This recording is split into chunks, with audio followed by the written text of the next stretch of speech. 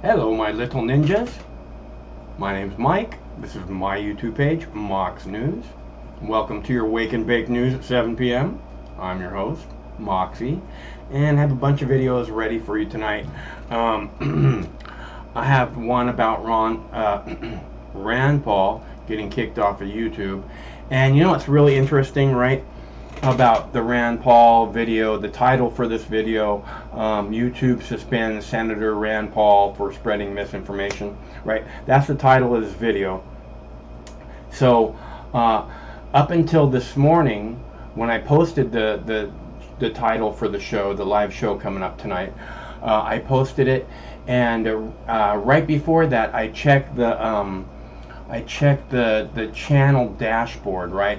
Because I came in and I was like, fucking Rand Paul just got suspended, and I was thinking, man, we play clips of Rand Paul all the time, you know. So I went to check to make sure that the Mox News account was still there, and it was there, and it said that we have 116,177 subscribers, right? Which used to be 119,000. YouTube's been fucking with me for a long time. Every month we lose about 100 subscribers, right in that range, every month. And I know that it's because YouTube dumps them, right? I've had many people tell me that YouTube unsubscribed them from my Mox News YouTube page. Now, today I posted, right, there was 116,177 subscribers, right? I posted the title, posted the live video coming up, and now we're having audio issues. Really? I don't think so. I posted the live video coming up for tonight, and it says, you know, YouTube suspends Senator Rand Paul, right? 116,177 subscribers. I come back a couple hours later, I click on it, it says 116,162 subscribers. I'm like, son of a bitch, right? And then right before the show, because it says in the last 28 days you've lost 4 subscribers, right? I was like, holy shit, man, we haven't been like that for months, right? It's been like 100+ subscribers. You lost 100+ subscribers last month, in the last 28 days.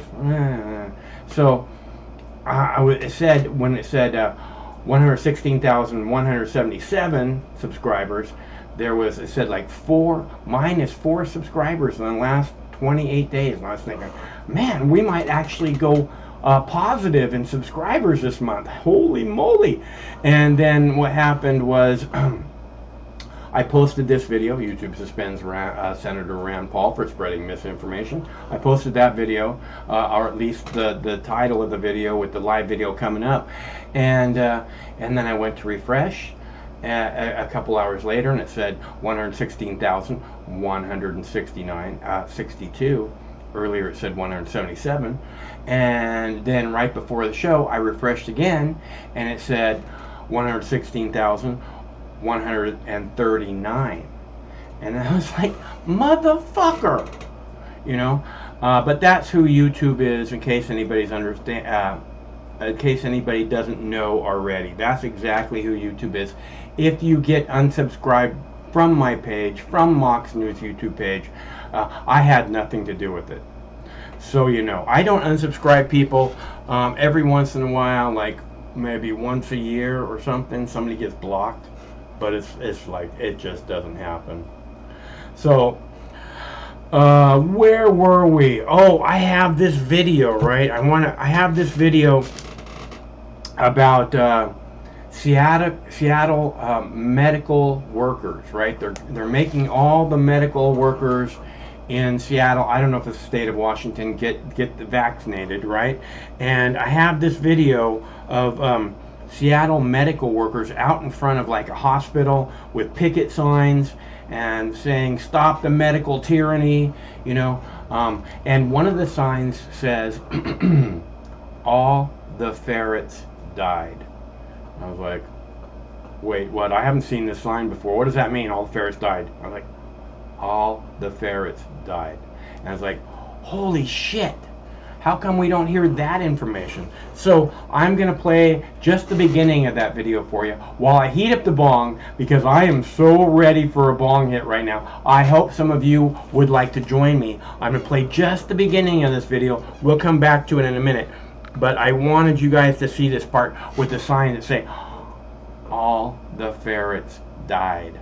Because I thought that was, again, these are medical professionals who are saying, stop forcing me, stop telling me what to do. My body, my choice. Okay? Don't force this medical tyranny onto us.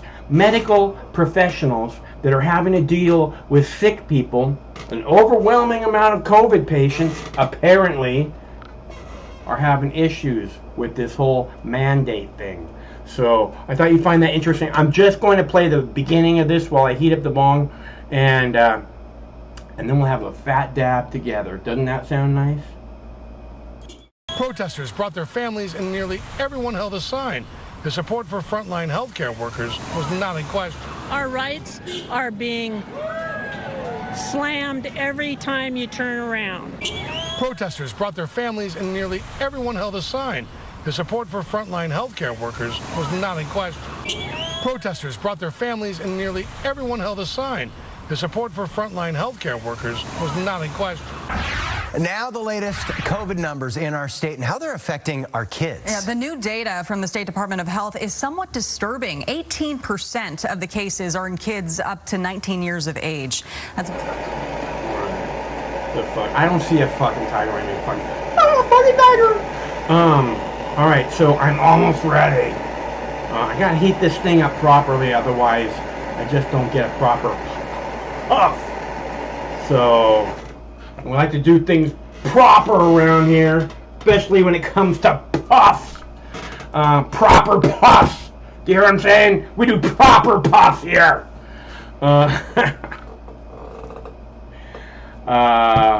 I think I ate enough cannabis today, and by that I mean until after the show, when I will eat some more cannabis. You can count on it. My last batch of butter seems to be very, very good. It's not like go to Disneyland good, but you know, it's got a little heady thing going on that I like. I like a little heady thing. Every once in a while, if you're going to movies or party, you know, you eat those go to Disneyland brownies. Woo! Woo! Alright, so it's fucking hot here today. Did I mention that? Are you ready for a bong hit? I'm ready for a bong hit. Actually, I really don't need a bong hit. Well, I'm going to do one anyways, because I haven't done a bong hit in quite some time. You ready? Here we go.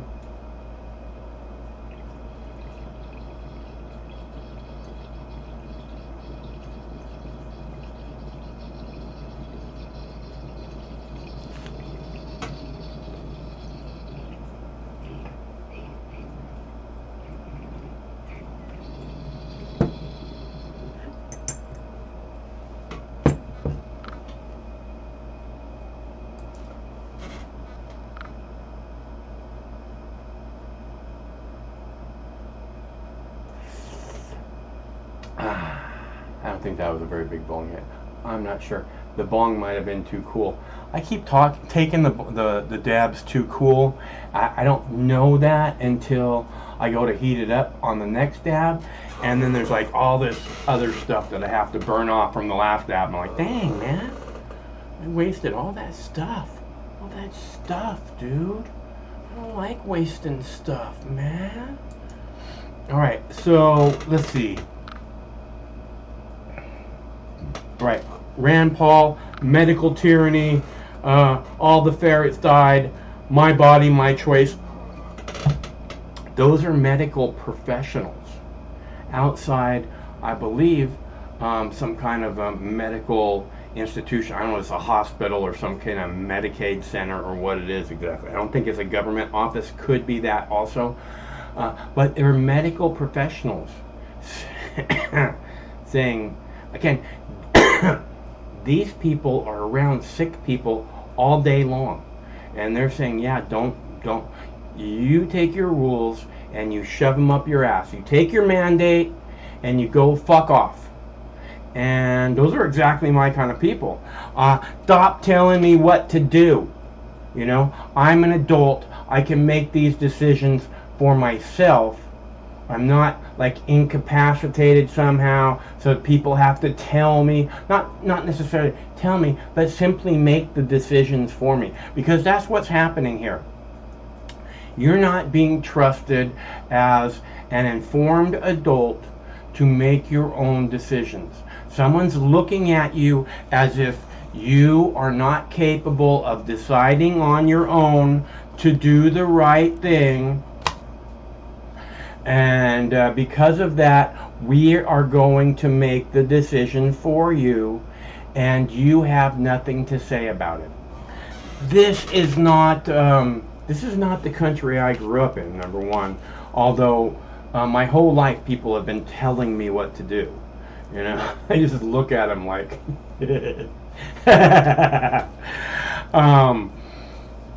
So.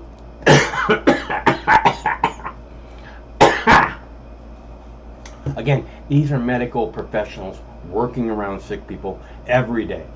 And they're saying, yeah, my body, my choice, take your mandate, shove it up your ass. I love these people. You know, I mean, it's like I said, you know, I don't need somebody to make decisions for me. And I despise people who think they should be making decisions for me. Because those people obviously have zero respect for me.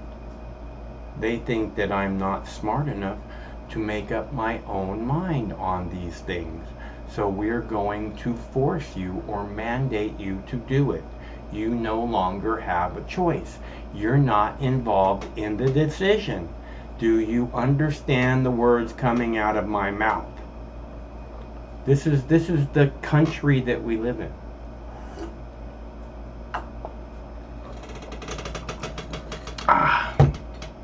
Certainly the state that we live in here in Washington.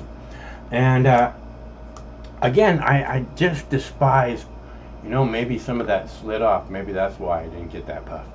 I just despise people telling me what to do. I do not deal with that well. So it's like the neurologist, man. Oh, you gotta do this. Oh, we want to do this. I'm like, fuck. I don't want these things. Okay? I don't want it.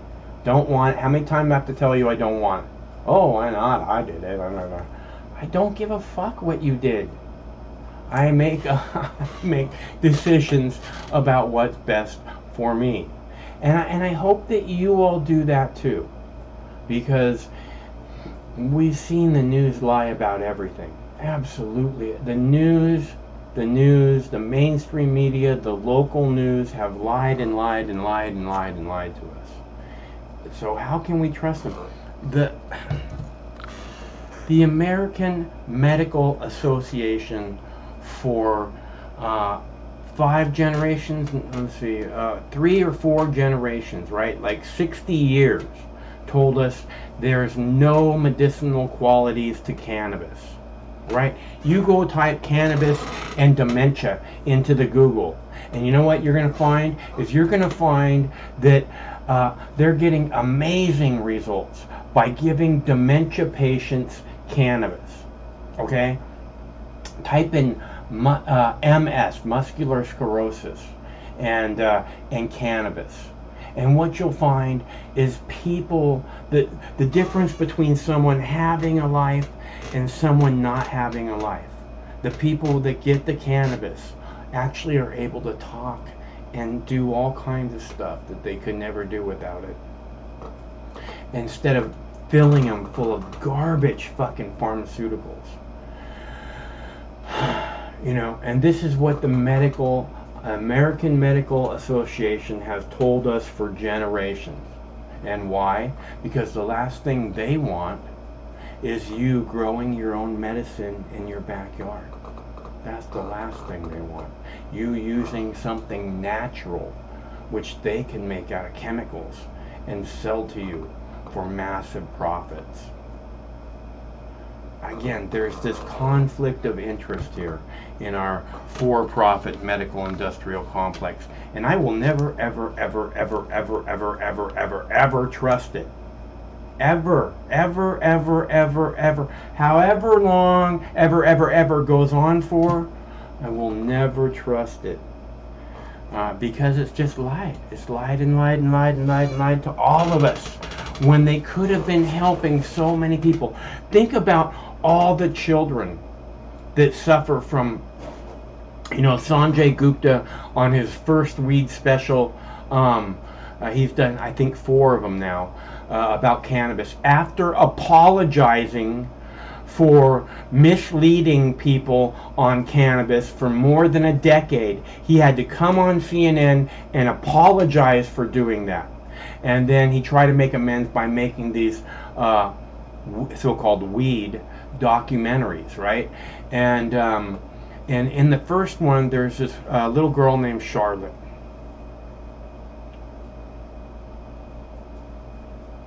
And Charlotte was having like 100 seizures a day, and that was being pumped full of medications, right? And they started giving her this cannabis oil, and the seizures went down to 2 or 3 a week, 3 or 4 a week, something like that. And again, it's a difference between having a life and not having any life at all. And this fucking for-profit medical industrial complex has kept things like that from little children who need it desperately, from old people who need it desperately, from all of us who need it desperately. They haven't just kept it away from us. They've vilified it as much as they possibly could. It's just evil. I asked my neurologist, right? I've been recently diagnosed with epilepsy. I asked my neurologist, I said, would you please reauthorize my medical cannabis authorization? I spent like 15 minutes on the phone explaining it to his assistant. And then, so she got it right. So she knew what I was talking about, all the forms, everything. And he said no. What a waste of her time, what a waste of, my time, whatever. Meanwhile, he's giving me pills that make me massively depressed. The ones that I'm currently taking are supposed to make my hair fall out. Oh, yay.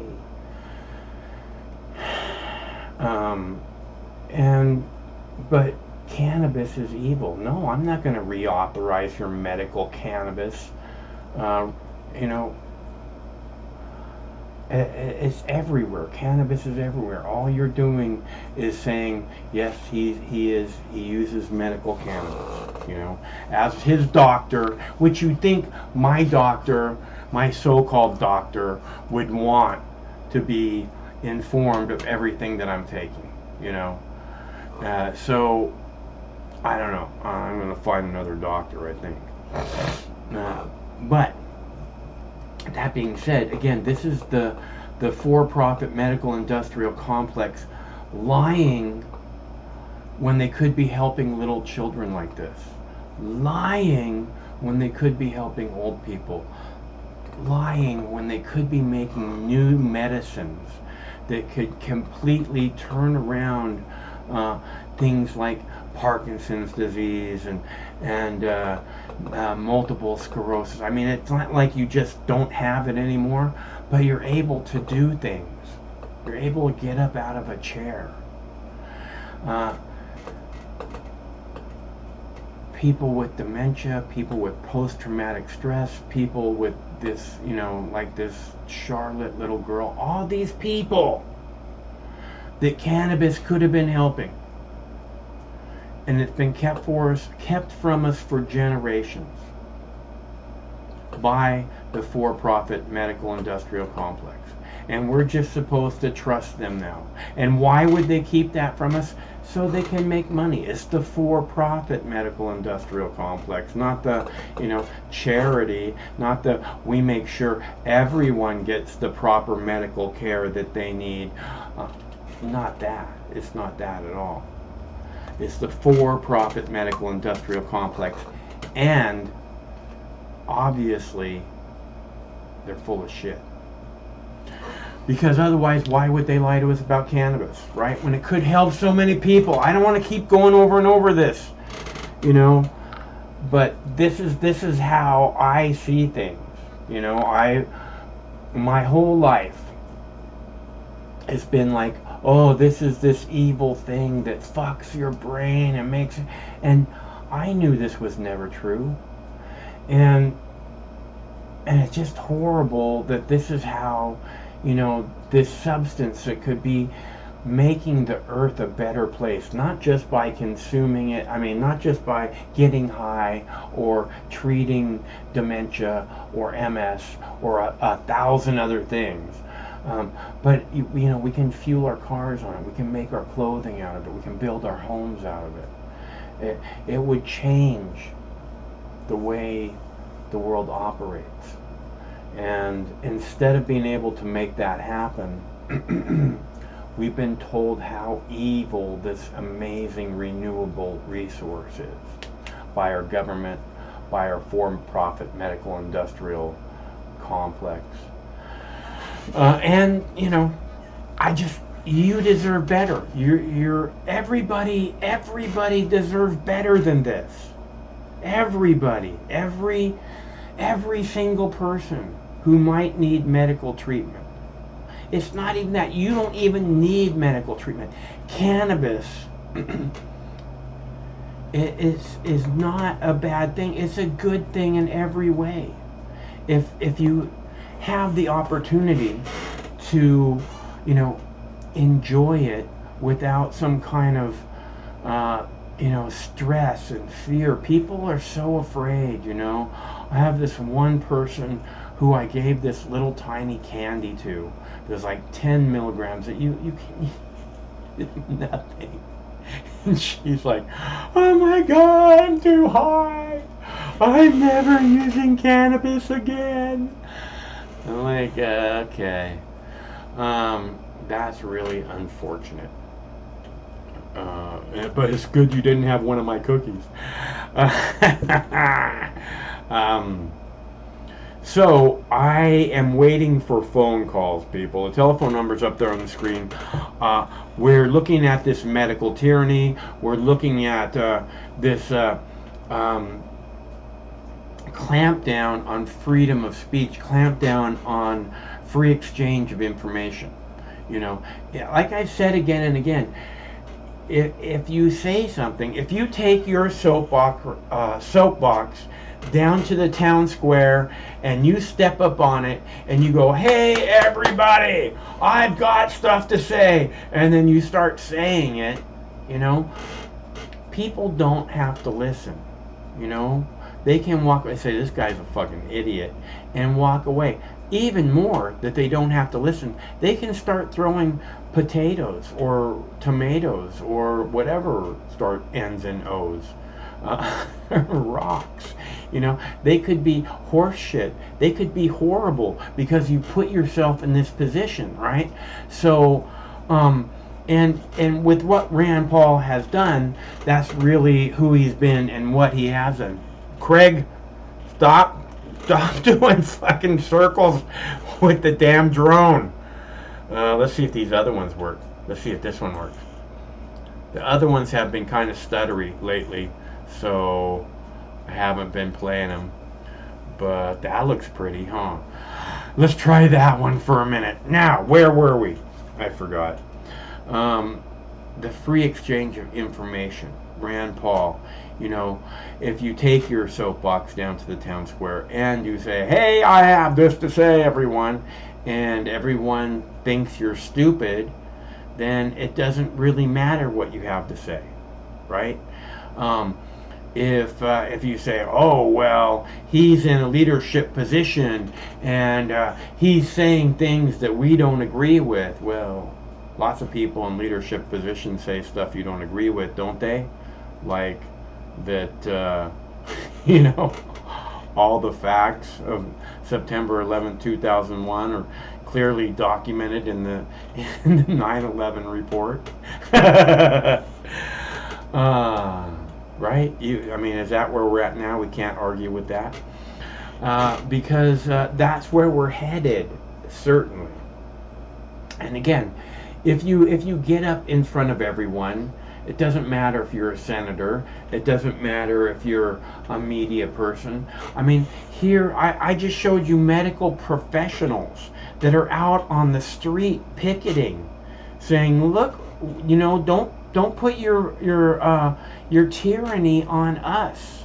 You know, my body, my choice. Why are you doing this? And I really think that these mandates are going to backfire.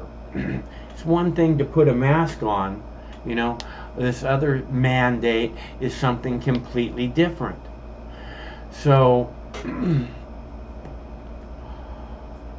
I really think this mandate is going to backfire, because yesterday I played a video about police officers, right? The Seattle mayor is saying that all city workers have to be vaccinated by October, and this interviewer yesterday was saying, she was saying, you know, she was interviewing the mayor, and she was saying, look, I have letters here from cops, and they're saying they're not going to do it. And she said, oh, I don't think that's going to... The mayor refused to answer if she was going to fire cops or not, right? She just refused. And I was thinking about it. I'll play that clip for you. Actually, I still have that clip queued up. I'm going to play it in just a second. I was thinking about this. The mayor saying that, refusing to answer if she would fire police officers who refused to get vaccinated, right? She refused to answer. And what that leads me to believe is that it's not just 1 or 2 or 3 cops who don't want to get vaccinated, right? Because there's, you know, 3 or 4 or 5 cops. It'd be easy to take care of that. You go, okay, well, you guys got to go. Make examples of them. But if it's, you know, more than that, which is what I kind of am deducting with my basic logic, that could be a problem. And she wouldn't answer the question. And again, you have the medical professionals saying, keep your mandate for yourself. We don't want your medical tyranny, right? That's what the medical professionals are saying. And then you have the police officers, again, pillars of our community, people who should know these things, cops who come in contact with people on a constant minute-to-minute basis, you know, not the healthiest people in the world quite often.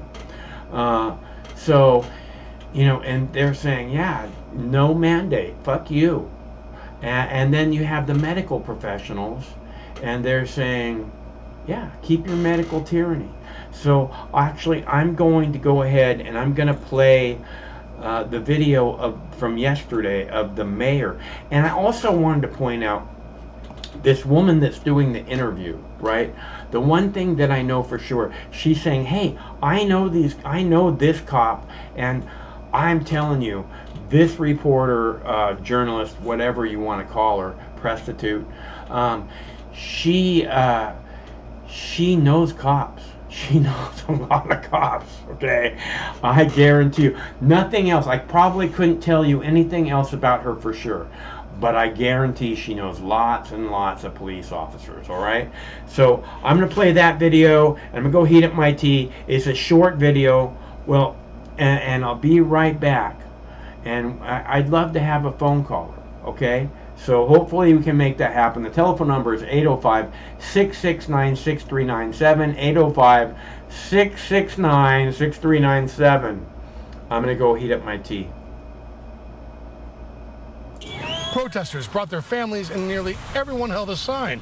The support for frontline healthcare workers was not in question. Our rights are being slammed every time you turn around. Protesters brought their families, and nearly everyone held a sign. The support for frontline healthcare workers was not in question. Protesters brought their families, and nearly everyone held a sign. The support for frontline healthcare workers was not in question.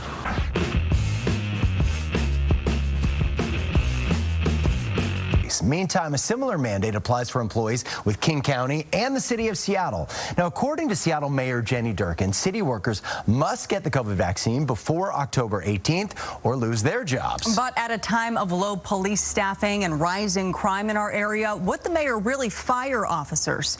Q13's Brandy Cruz pressed her on that today. Do you mean to tell me that come October the 18th, you will fire Seattle police officers who do not have a vaccine? My best, what I believe is going to happen is most police officers are going to get this vaccination. But if they don't, what I have seen and see, Brandy, you can have your hypothesis. Mine is the opposite of yours. Mine is that I've seen in the last year, Seattle Police Department is working harder than it's ever worked under some of the most difficult circumstances to serve the public. And they do it at great risk to themselves. And so I believe that people, when faced with the choice on, is this important to the community, are going to make the right decision. And people can take, any extreme example they want and say, but what about this? Would you do it? I really believe that people are going to respond. And the basis for that is because they have so far. Every time we've asked people to do the hard things in this city, they've stepped up and done it. Respectfully, it's not an extreme thing for me to say, are you going to fire SPD officers on October 18th? That is what you have put forward, that get a vaccine or you might not have a job on October the 18th. And it's also not a hypothesis. I have emails from Seattle police officers saying, I will not get the vaccine. I am willing to lose my job. So again, come October 18th, for SPD officers who decide they are not willing to get the vaccine, will they lose their jobs? It is your hypothesis, Brandy, because it's not a hypothesis. I have emails from officers saying, I will not get it. Well, I've heard officers say, now that I realize the danger, I will get it. So we'll see what they do. We've got till October. And I believe the police officers that I know, that I've talked to, that I've worked with over a career, they believe in service. And those people will step up and do the right thing. I truly believe they will. And look, it's a different thing in some ways, but we had these same debates when I was a child about seatbelts. People said over and over again, it's my right not to drive without a seatbelt. And we as a society decided no, because you don't just jeopardize yourself, you could jeopardize other people. You've got highway patrol, you've got first aid that has to come. The same with high speeds. People still say, if I want to drive 100 miles an hour, I should be able to do it. Madam Mayor, a seatbelt is not injected into your body. And again, I have the COVID vaccine. I had no problem getting the COVID vaccine, but it's not my job to sit here and to praise the decisions that you make. It's my job to challenge them. And I'll go back to the question before. It is not a hypothesis for me to say that officers aren't going to get the vaccine. I am staring at an email from an SPD officer who says they will not get the vaccine. That is a fact. I know this officer. So when I ask you, will you fire officers who don't get the vaccine by October 18th? What is your answer to that, ma'am? I don't believe I'm going to be put in that position because I believe officers will get the vaccine. More people have been murdered in your city this summer than have died of COVID-19. More people have been shot and killed in your city this summer than have died of COVID-19. Is your focus on the wrong thing right now? I'm focused on both. That's my job as mayor. But, I think we all agree, Brandy, these last 18 months, what this virus has done to our society and our city and our country, none of us want to repeat it and none of us want to go backward. It's been too long and too hard for us to go back now. And we are seeing, right now it's the Delta variant, but we're seeing new variants being bred in the Southern Hemisphere. And as those come and people are more susceptible, they will come. And the best protection we have against this is this vaccine. All right, so I thought she nailed it pretty good, Brandy. I'm not a fan, although a couple of the things that she's done recently have been interesting. So I appreciate that particular interview. I appreciate her pushing the mayor. Like I said, she knows a lot of cops. She's not just talking at her ass. And like I was saying at the beginning of the clip, that it looks to me like it's more than one or two cops because if it was just 1 or 2 cops, the mayor go, yeah, fuck yeah, I'm going to fire them. And because, you know, they're saying, oh, this is a way to push more people to get vaccinated. I didn't know that that was a problem in the police community, that you have to push them to do it, or the medical community. I didn't know. You know, all we see is nurses on TV crying. So you know, again, what I'm seeing from the mayor and her refusing to answer the question is that, again, if it was 1 or 2 cops, it's no big deal. Fuck yeah, we're going to fire them, because that will kind of bully those 1 or 2, those last stragglers, into making sure they get the shots.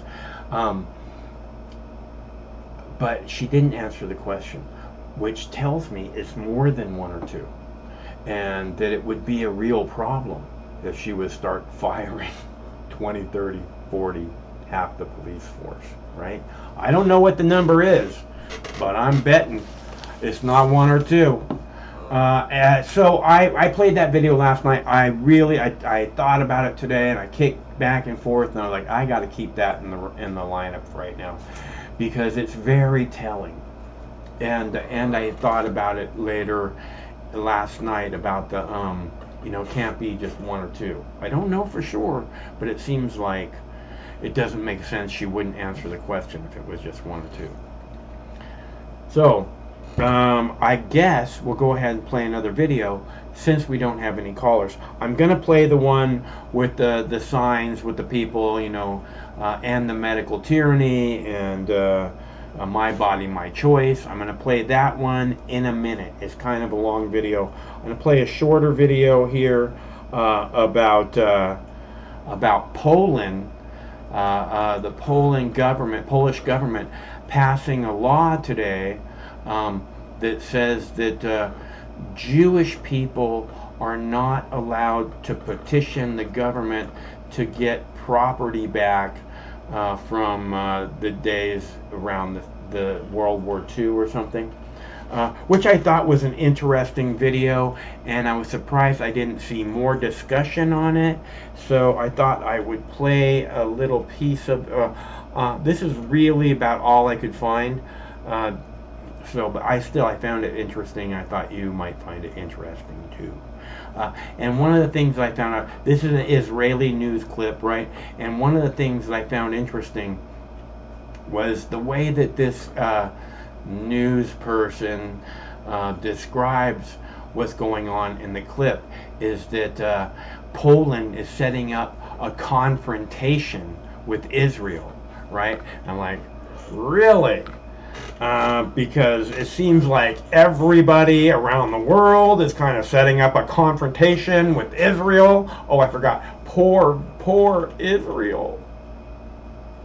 Everybody, you know, and when everybody around the world, which I wish was happening at a much higher level, is pointing a finger at you, you know, maybe it's not everybody else, you know? I'm just saying, I thought you'd want to see this video. I'll play it for you now. It's a very short one, and then maybe we can get a phone caller, because the number's right there on the screen. And this is a call-in show, people.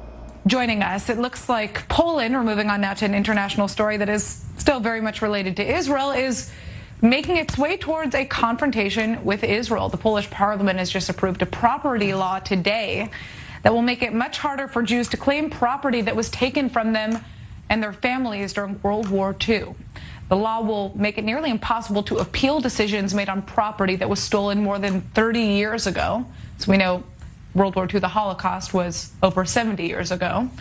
Now, Israeli Foreign Minister Yair Lapid has already come out to say that the legislation violates the memory of the Holocaust and the rights of its victims, and that there will be consequences. We'll see what those consequences are.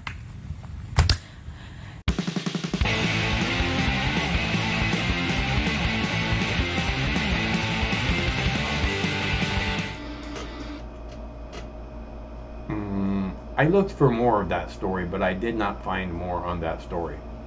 So you know.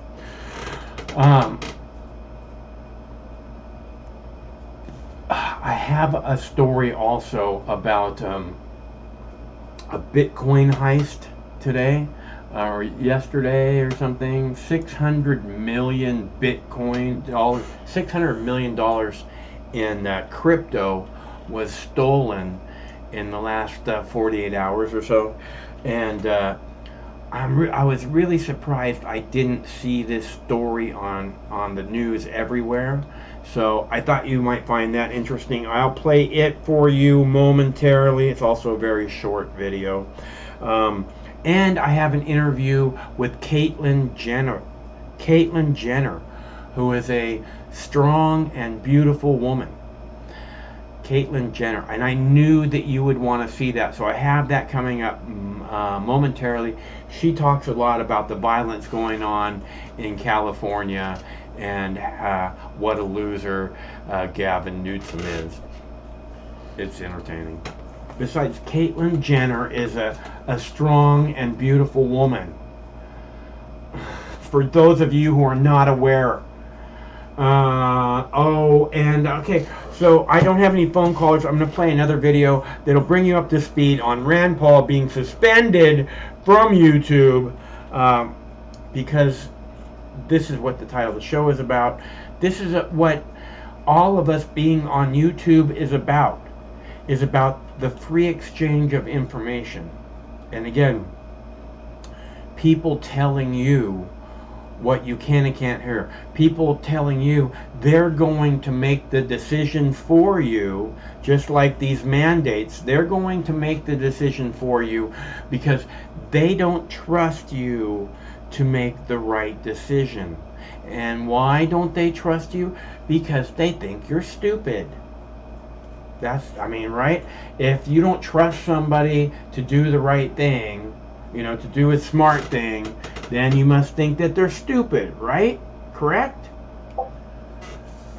Hello, caller. Hello, Max. How's it going? Okay, how's it going with you? Going good, man. Going good. So you got a great topic for tonight. That's a great topic, dude. One of my favorite topics, dude. Fear, censorship, Rand Paul. Gotta love it, man. Gotta love it. I missed your opening rant. Did you have one? I don't know. I don't really pay attention. With the Rand Paul? No, with me, I don't know what I say. I have no idea what I say. After the show, I'm a complete blank, so. Understood. Yeah, so first off, before we get into any kind of serious discussion, right, let's talk about the fear, all right? The fear is fucking YouTube censorship, right? Rand Paul is a big guy. They handpicked him for sure. For certain. That fucking speech he gave yesterday, fan-fucking-tastic, One of the most positive things I've seen probably in ages. And, so they had to take that down. They had to take that down. But, reality, you and, most people aren't that important, right? You don't have, you're not handpicked and bullied by these fucking corporate tyrants, what they use are these things called bots. That's not true. I've been bullied by the corporate tyrants for fucking over a decade on this fucking platform. You've been bullied by bots, more likely. That's not true. Okay? I've been bullied by Fox News. I've been bullied by fucking CSpan. Okay? The vice president of CSpan called me and told me I can't use the name CSpan junkie. Now tell me again about being bullied. Okay? I know what it means on this platform to be bullied.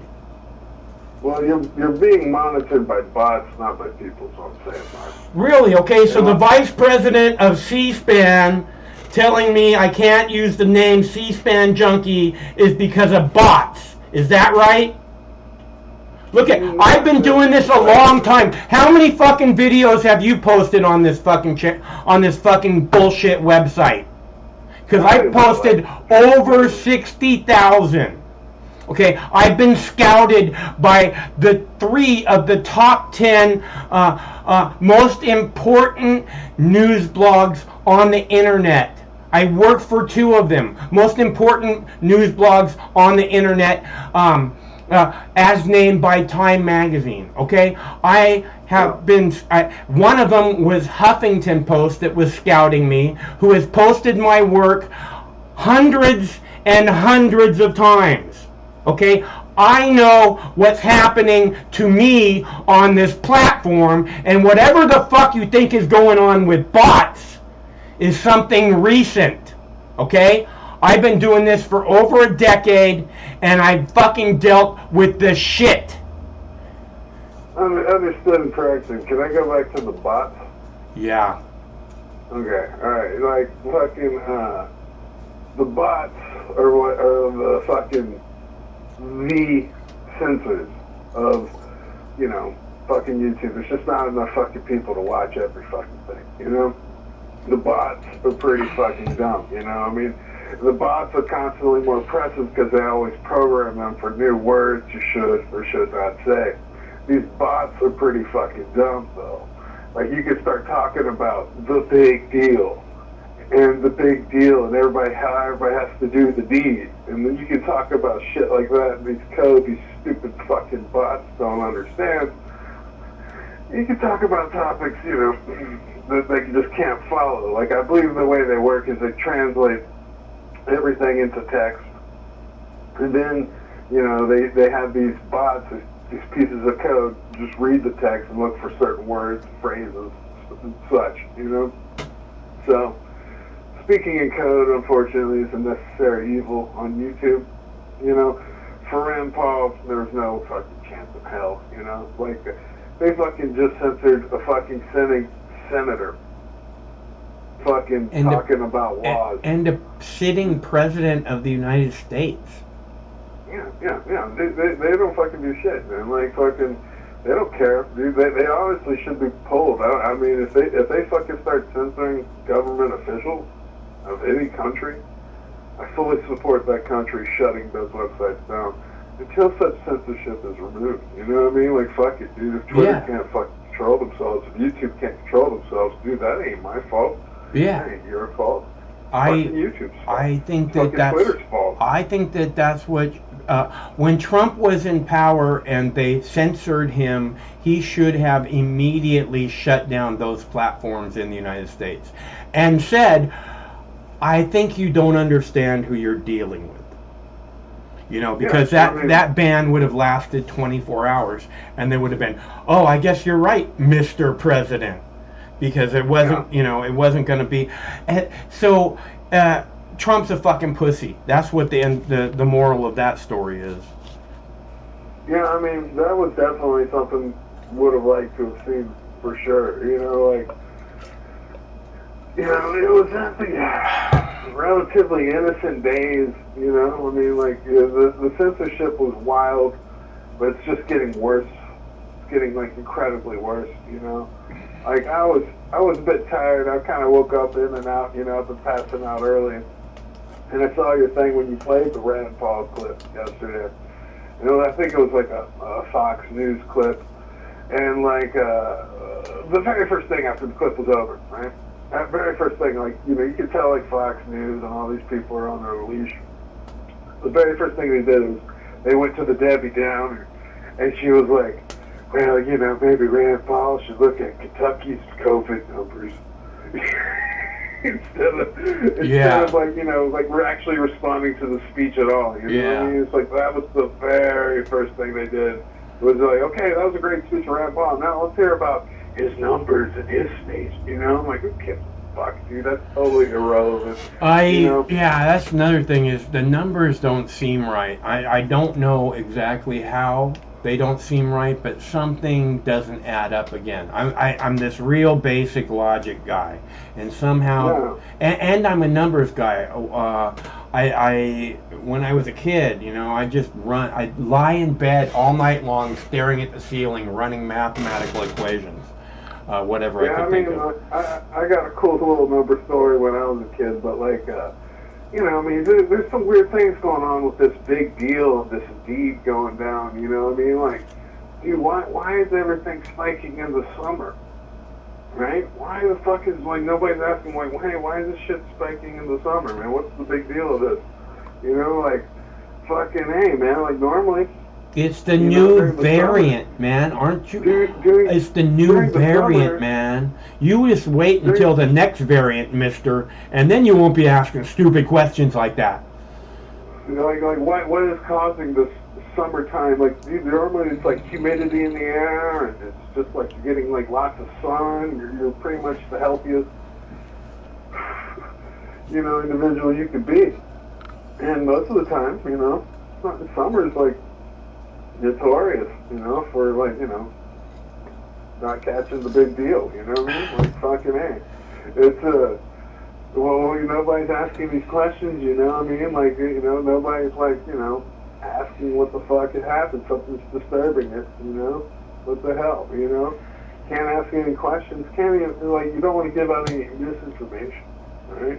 Misinformation is the ultimate sin, with these people. It's just fucking sick, dude.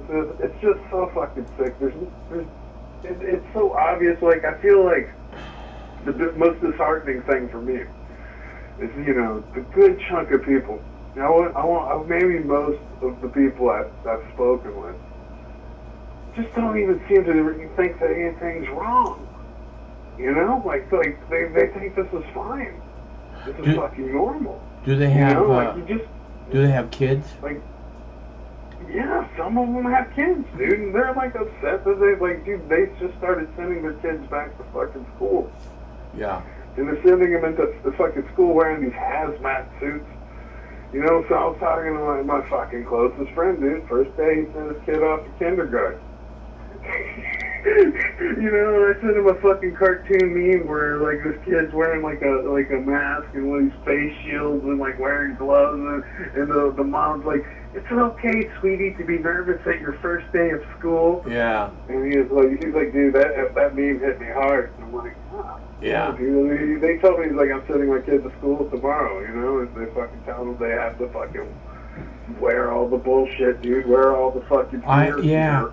I don't know what it would be like to have kids in the middle of something like this, or at all, any time ever. It seems like to me you'd just be constantly kind of worried, But in the middle of a situation like this, I just. If it just doesn't, again, it's one of these basic logic things, right? We're in the middle of what they're telling us is an incredibly deadly plague, right? But we have to get all the kids back in school.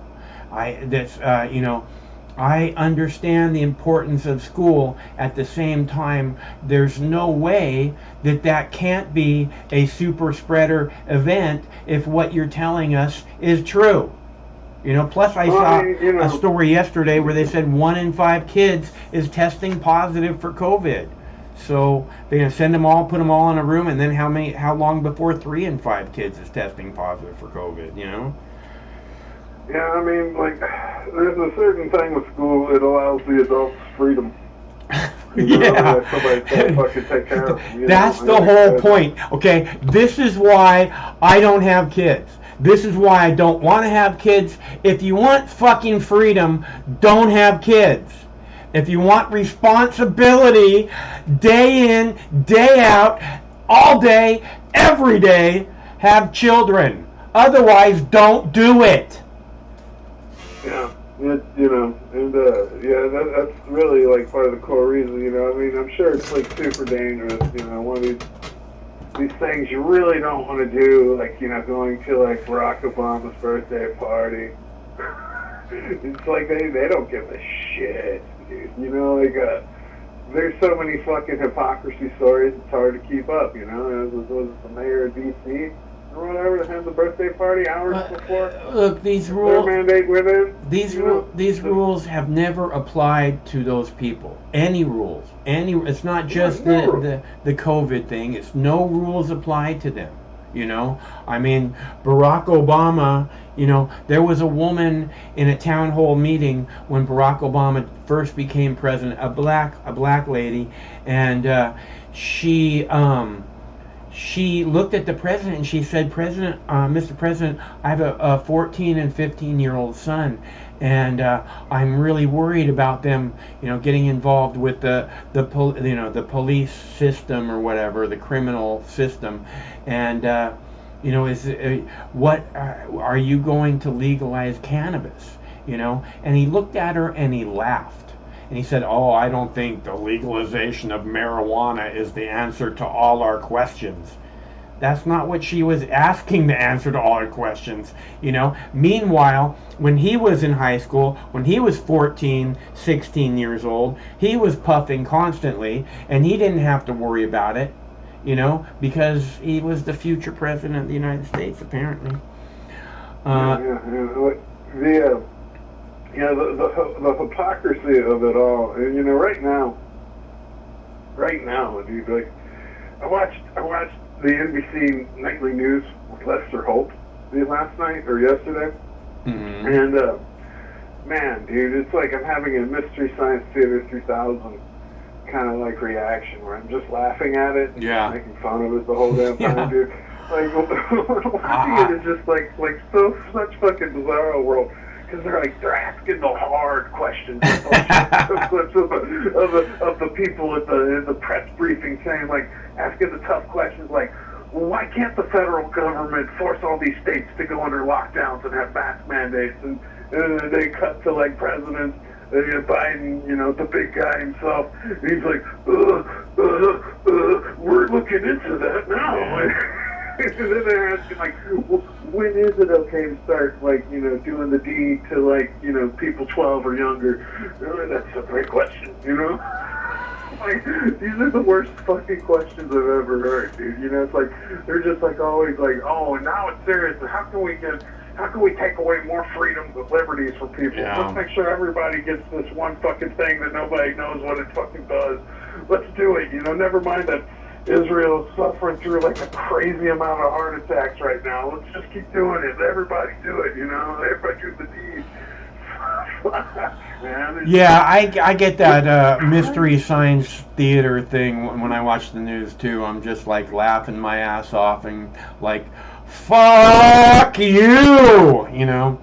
Like they stopped doing it, and like somebody sent like an old picture, meme, news informant thing, and sometimes you forget. Right, you know, and it was like a picture of like Obama signing a bill, and it was like the headline is like, "Oh, Obama signs a new bill into law making it legal to use propaganda against the American people." And you're like, "Oh yeah, that's why I'm always right."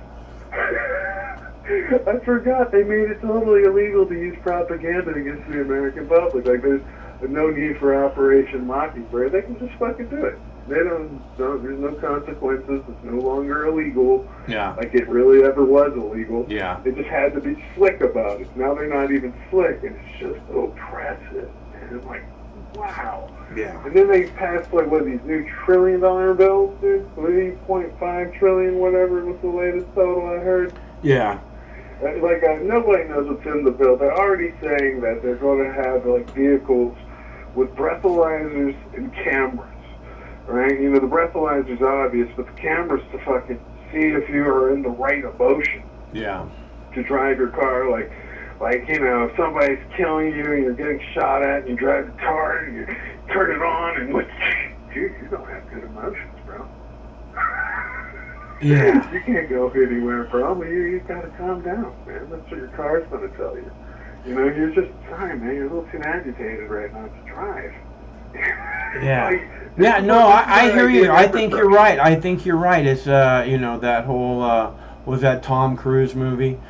Minority Report? Yeah, I don't really know the movie, but I understand that's what it was about, or partially. Hey, Z, I gotta take a break, man. All right, man. It was good talking. Yeah, I'm glad to hear from you. I hope you're getting a chance to enjoy a little bit of your summer. Sounds like you might be. I am. Good. All right. Have a good one. Okay, talk to you later. I'm going to play a video here about, like I said, Rand Paul being suspended and what the media... I didn't see a whole lot of talk about it today, but I thought this was a little bit of talk to kind of bring you up to speed. And I'm going to be right back, and then maybe we can talk about that a little more. And just like that, Kentucky Senator Rand Paul was kicked off YouTube. The social media site said Paul's comments violated the company's COVID-19 misinformation policy because the policy bans claims that masks that do not play a role in preventing the contraction or transmission of COVID-19. Joining me now, Jim Anderson, CEO of Social Flow. So, Jim, I think we all support free speech and the exchange of ideas. Where do these social media companies draw the line?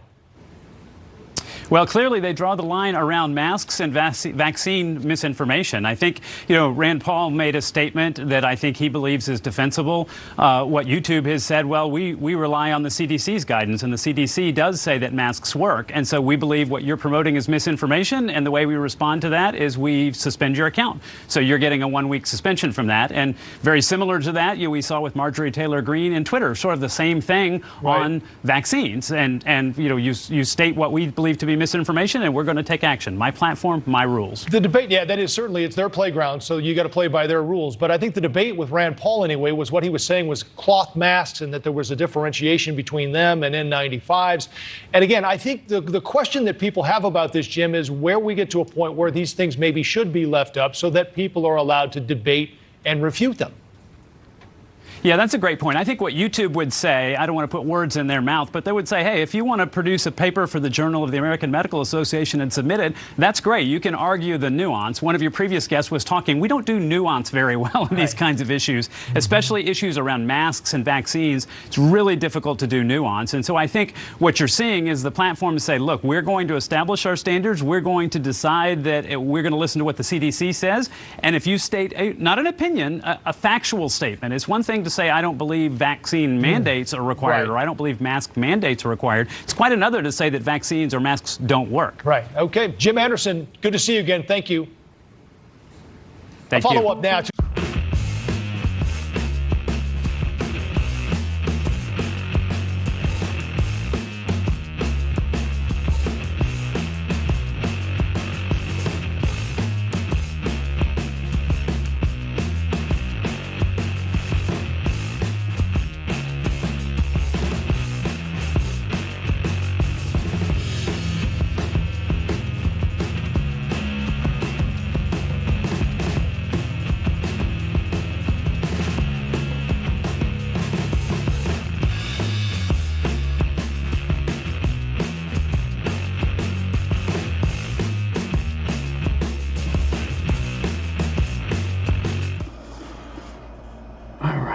So let's see. That was a video about Rand Paul.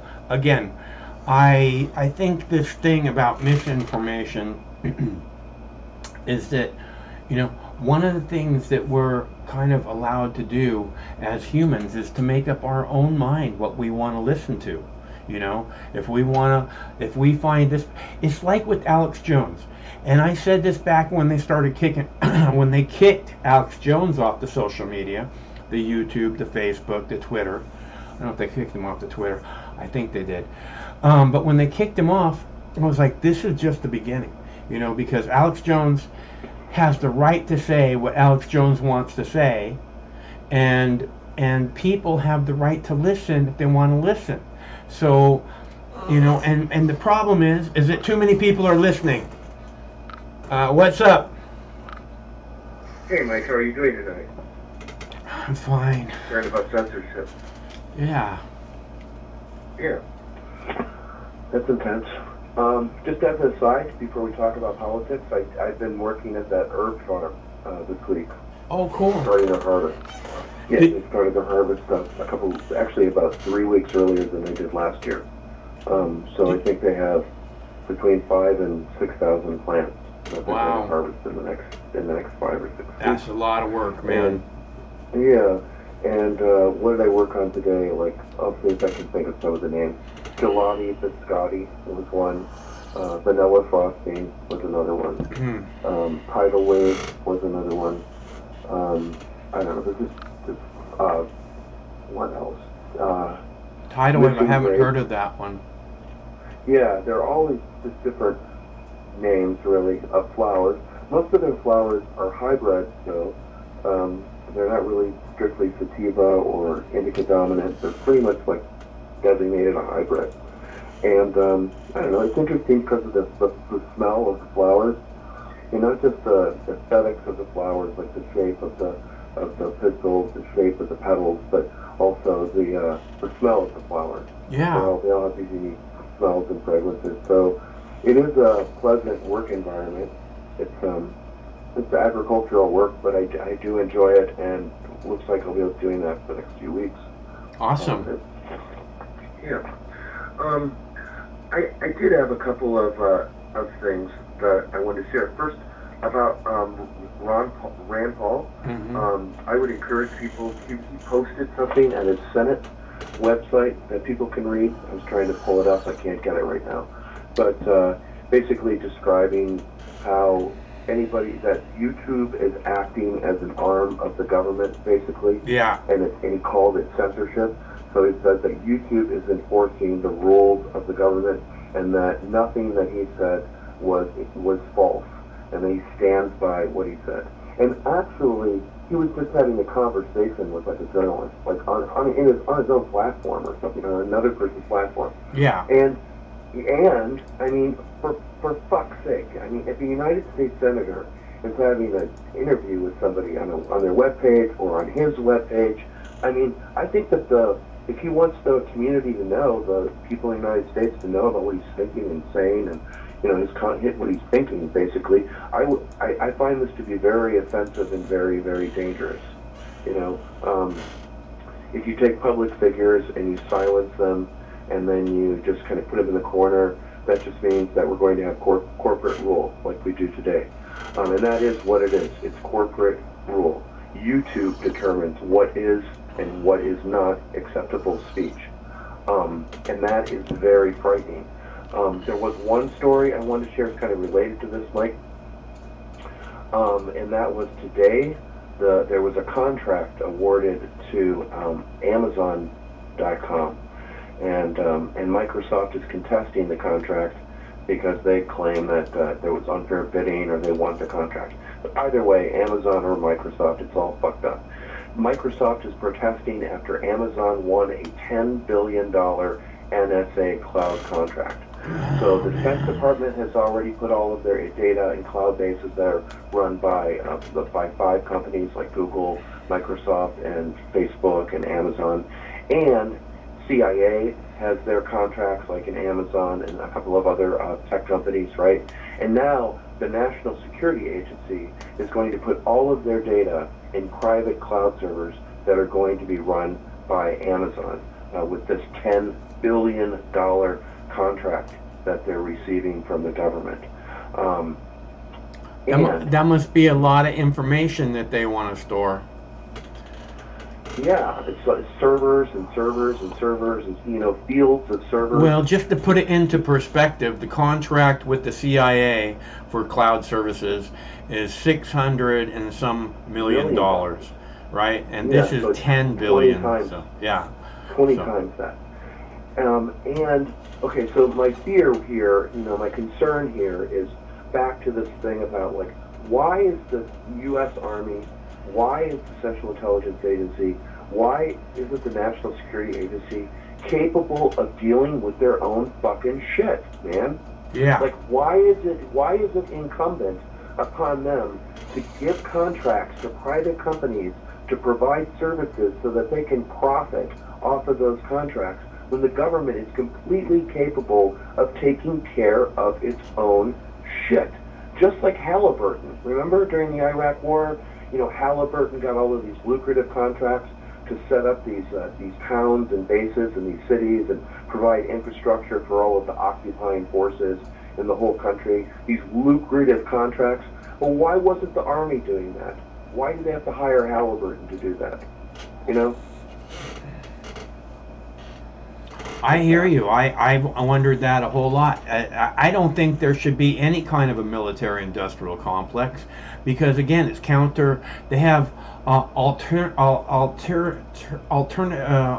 motives, right? Motives. Yeah, because instead of like I keep saying, the people in the military-industrial complex need war. That's how they make their money. The cops need fucking criminals. The CIA needs terrorists. Homeland Security needs domestic terrorists. But if corporations literally have and control and provide services for all of the information to the U.S. government, right? and corporations simultaneously determine all content that Americans are allowed to see, define what free speech is for us, right?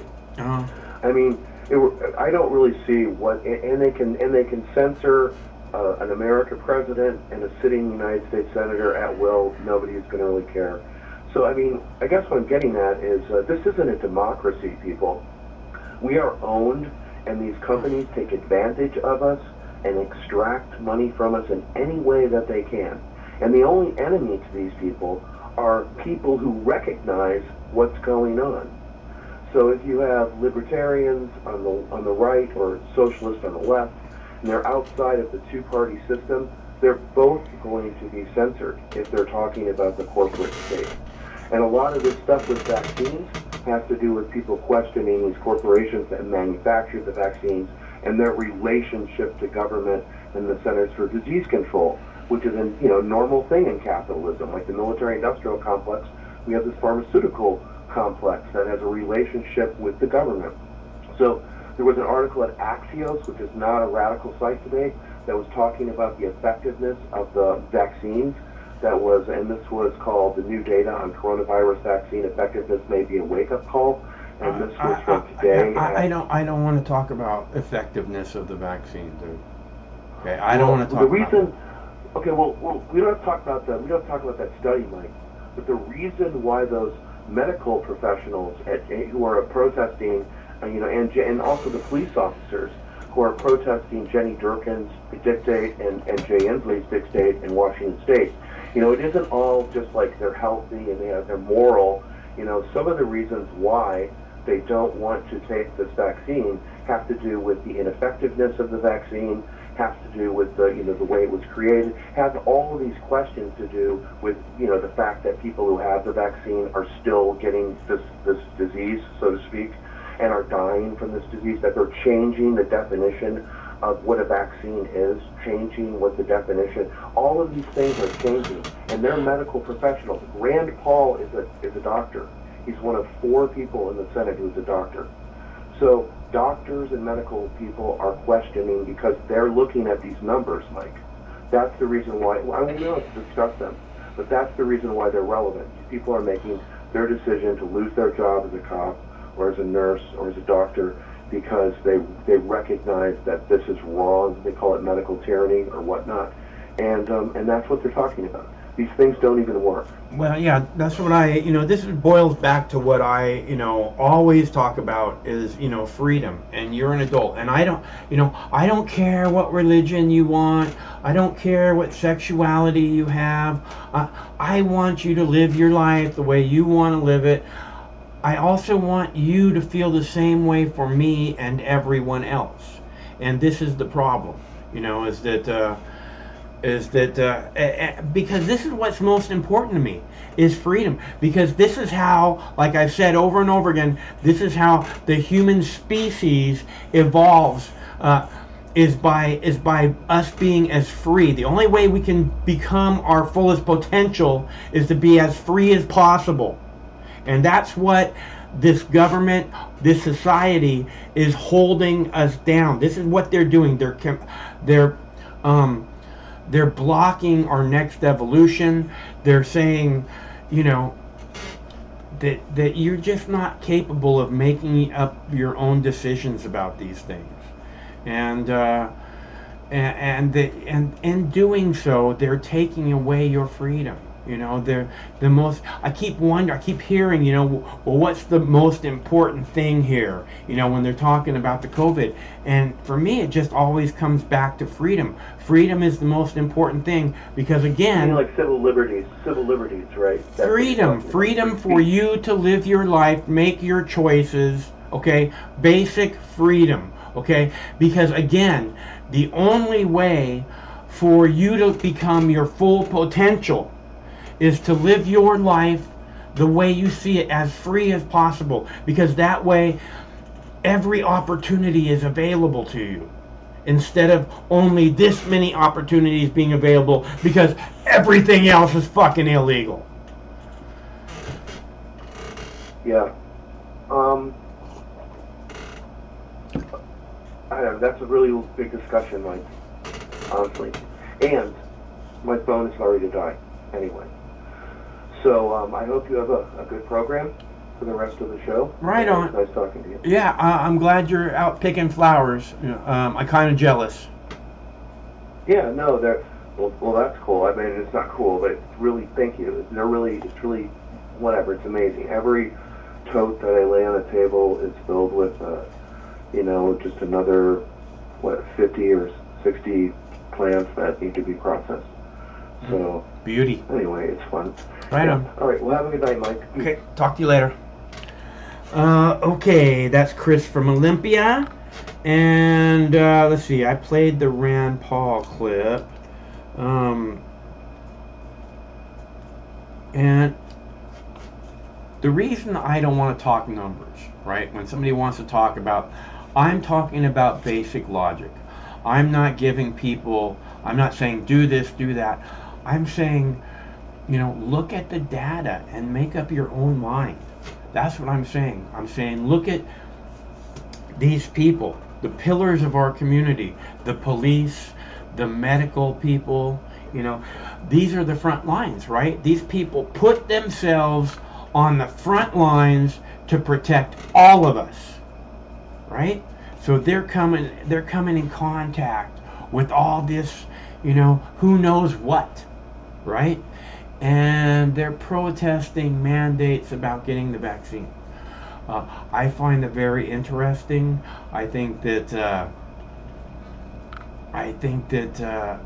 the mandates of, the vaccine mandates, I think that there's a good chance they're going to backfire. Like, all these people are going to stand up and have class action lawsuits and other things that will, stop or halt or, put a temporary block on this or that. It should be interesting. I think that people are overstepping their bounds here, and I'm going to play a video about that right now, and I'll be back momentarily. Thanks so much for tuning in. It's always better when you're here. Protesters brought their families and nearly everyone held a sign. The support for frontline healthcare workers was not in question. Our rights are being slammed every time you turn around. Protesters brought their families and nearly everyone held a sign. The support for frontline healthcare workers was not in question. Protesters brought their families and nearly everyone held a sign. Okay, so sorry to block that for a second, to stop that momentarily. Part of the reason I did this right up front was before, a lot of times people get into a video and it's blah, blah, blah, and you kind of zone out. But I wanted you to see these signs right at the beginning, right? All the ferrets died. Okay, I've never seen that sign. I don't know if that's some kind of a meme that I'm not real big on the memes, but it seemed really, really important to me somehow. And that's why I put it at the beginning of the video, so that just in case you tuned out because of the guy's droning on voice, not because you can't keep your attention span or whatever, just the guy blah, blah, blah, blah, for the first few minutes. Then they show the signs again. I'll be back momentarily. I hope you find this as interesting as I did. Protesters brought their families and nearly everyone held a sign. The support for frontline healthcare workers was not in question. Our rights are being slammed every time you turn around. Protesters brought their families and nearly everyone held a sign. The support for frontline healthcare workers was not in question. Protesters brought their families and nearly everyone held a sign. The support for frontline healthcare workers was not in question. Now the latest COVID numbers in our state and how they're affecting our kids. Yeah, the new data from the State Department of Health is somewhat disturbing. 18% of the cases are in kids up to 19 years of age. That's about 90,000 total cases, and 2% resulted in hospitalizations, and unfortunately 10 pediatric deaths from COVID. And yet the battle over masks and vaccines continues to rage on. We have live team coverage on all these angles. Q13 News reporter Hannah Kim has some advice on how to send anxious kids back to school. But first, we begin with Steve Kiggins live in Whatcom County, where some nurses say they don't want to get the vaccine. Steve? Yeah, I tell you what, Jamie, Peace Health calls these variants a public health emergency, and they're describing this vaccine mandate a requirement. But the nurses that it impacts, they call it an infringement of their rights. Earlier today, the protests were so thick you could barely walk through the sidewalk. Protesters brought their families, and nearly everyone held a sign. The support for frontline healthcare workers was not in question. Our rights are being slammed every time you turn around. Earlier this month, Peace Health announced all healthcare providers would have to be vaccinated by the end of August unless a medical exemption prevents them from taking the vaccine. Today, Whatcom County health officials said the Delta variant was spreading fast. New transmissions are up 500%. Hospitalizations are also on the rise, and a mask mandate could return in the North Sound. Those who helped coordinate today's rally gathered all these people in just days. I believe it is a right to choose, and we should be able to give an informed consent. Instead of forcing vaccinations and instead of taking a heavy hand, I think it would be beneficial if they start spreading more information and being a lot more open. This emergency room nurse has seen what COVID can do. He's been on the front lines for months, but he's not ready for the vaccine. The community has a lot of distrust, and when you're going to push them and force them, that distrust is going to multiply. I'm not against the vaccine, but I'm against the mandate. Peace Health says the vaccination mandate aligns with health organizations around the country and locally. Plus, they support employees who wish to voice their opinions while off the job. But on the job, the safety for patients and employees is their top concern.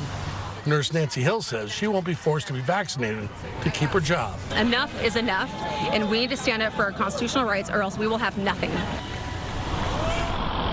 So demonstrators insist today was just the start. They'll continue these protests as long as nurses are required to continue to get these vaccines. Meanwhile, Peace Health says this new policy, it was considered carefully, but so is the community safety.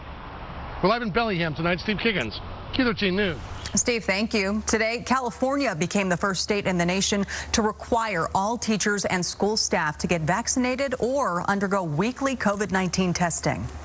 And we think this is a sustainable way to keeping our schools open and to address the #1 anxiety that parents like myself have. I have 4 young children, and that is knowing that the schools are doing everything in their power to keep our kids safe. The statewide vaccine mandate for K through 12 educators comes as schools return from the summer break and as concerns grow about the highly contagious Delta variant. Matt? Jamie, there is a growing fight here in Washington state over forcing students to wear masks in schools. Some Republican lawmakers are challenging Governor Inslee's mask mandate for all schools in this state. And now at least one school district is considering making masks optional, a decision that could come with hefty penalties.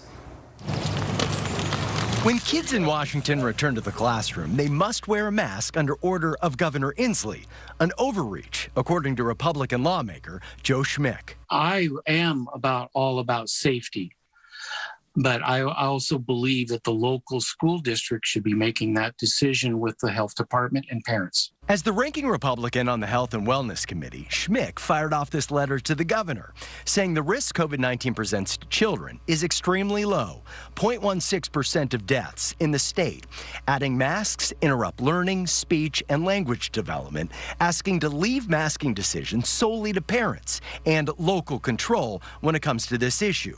Signed by him and 24 other state lawmakers. The governor's response? We have received the letter from legislators, and while we appreciate their input, it is unlikely to change the governor's approach. The governor will continue to prioritize safety of students and educators. What works in Seattle doesn't work in Onalaska. State Rep Peter Abarno of Centralia just met with the Onalaska School Board in Lewis County, which is now considering making masks for students and school staffers optional. What would you say to the people who say it's just a mask, it may keep kids and staffers safe? To them, I say it may be just a mask to you, but this goes back to the rights and freedoms and personal responsibility. What happens to school districts that don't apply the mask mandate? Well, sanctions, of course. We will suspend their financial resources until they can come into compliance. That's the state's top educator, Chris Rakedahl.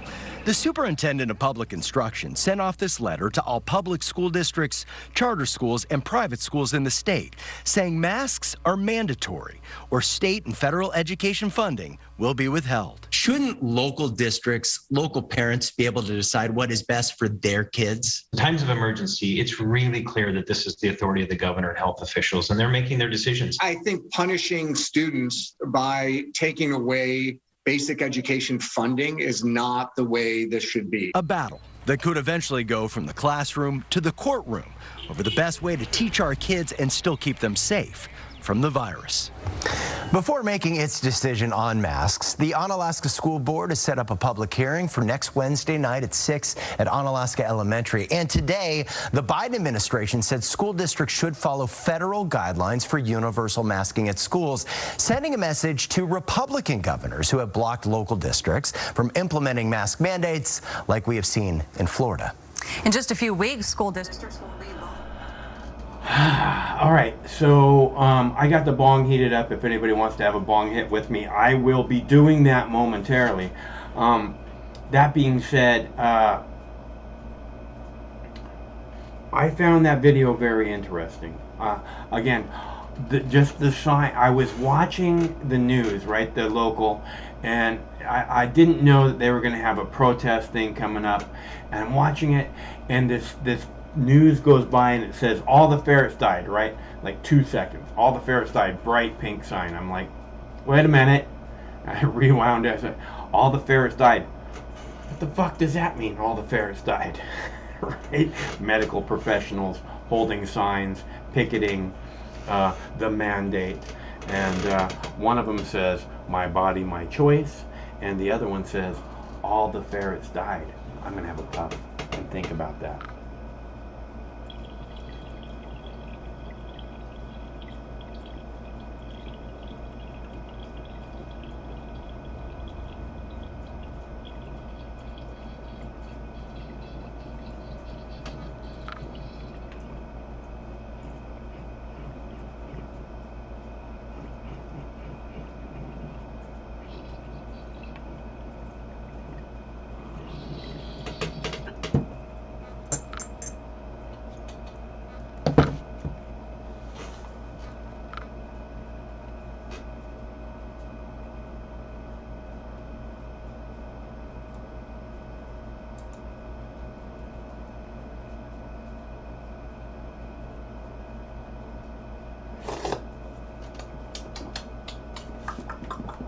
Very nice. All right, so all the ferrets died. This is important. Somehow in my brain, something's telling me this is important information. Don't forget it. Medical professionals holding a sign that says all the ferrets died. You want to see it? Did you not see it? I'll play it for you again. All the ferrets died. Protesters brought their families and nearly everyone held a sign. The support for frontline healthcare workers was not in question. Our rights are being... Okay, you see it? You see it? All the ferrets died. Did you see it? I don't know if you saw it. Let me show it again. Protesters brought their families and nearly everyone held a sign. The support for frontline healthcare workers was not in question. Our rights... Right there. My body, my choice. All the ferrets died. Again, I don't know what, but this has got to be... my brain tells me that is some kind of important information. What's happening, caller? What's up, man? What's going on, Mark? Hey, Brandon. I am doing this thing that I do. What's going on with you?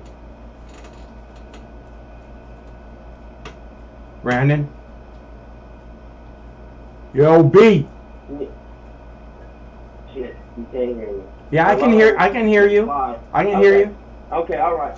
Yeah, nah, what I was saying was, you hear all this, like, school's about to start back. And yeah. High school district, it's like, it's talk of the fucking town, man. Everyone's got their fucking opinion. And dog in the fight is and everybody else got their 2 fucking cents. So, I'm pretty eager to find out what happened. You know what I'm saying?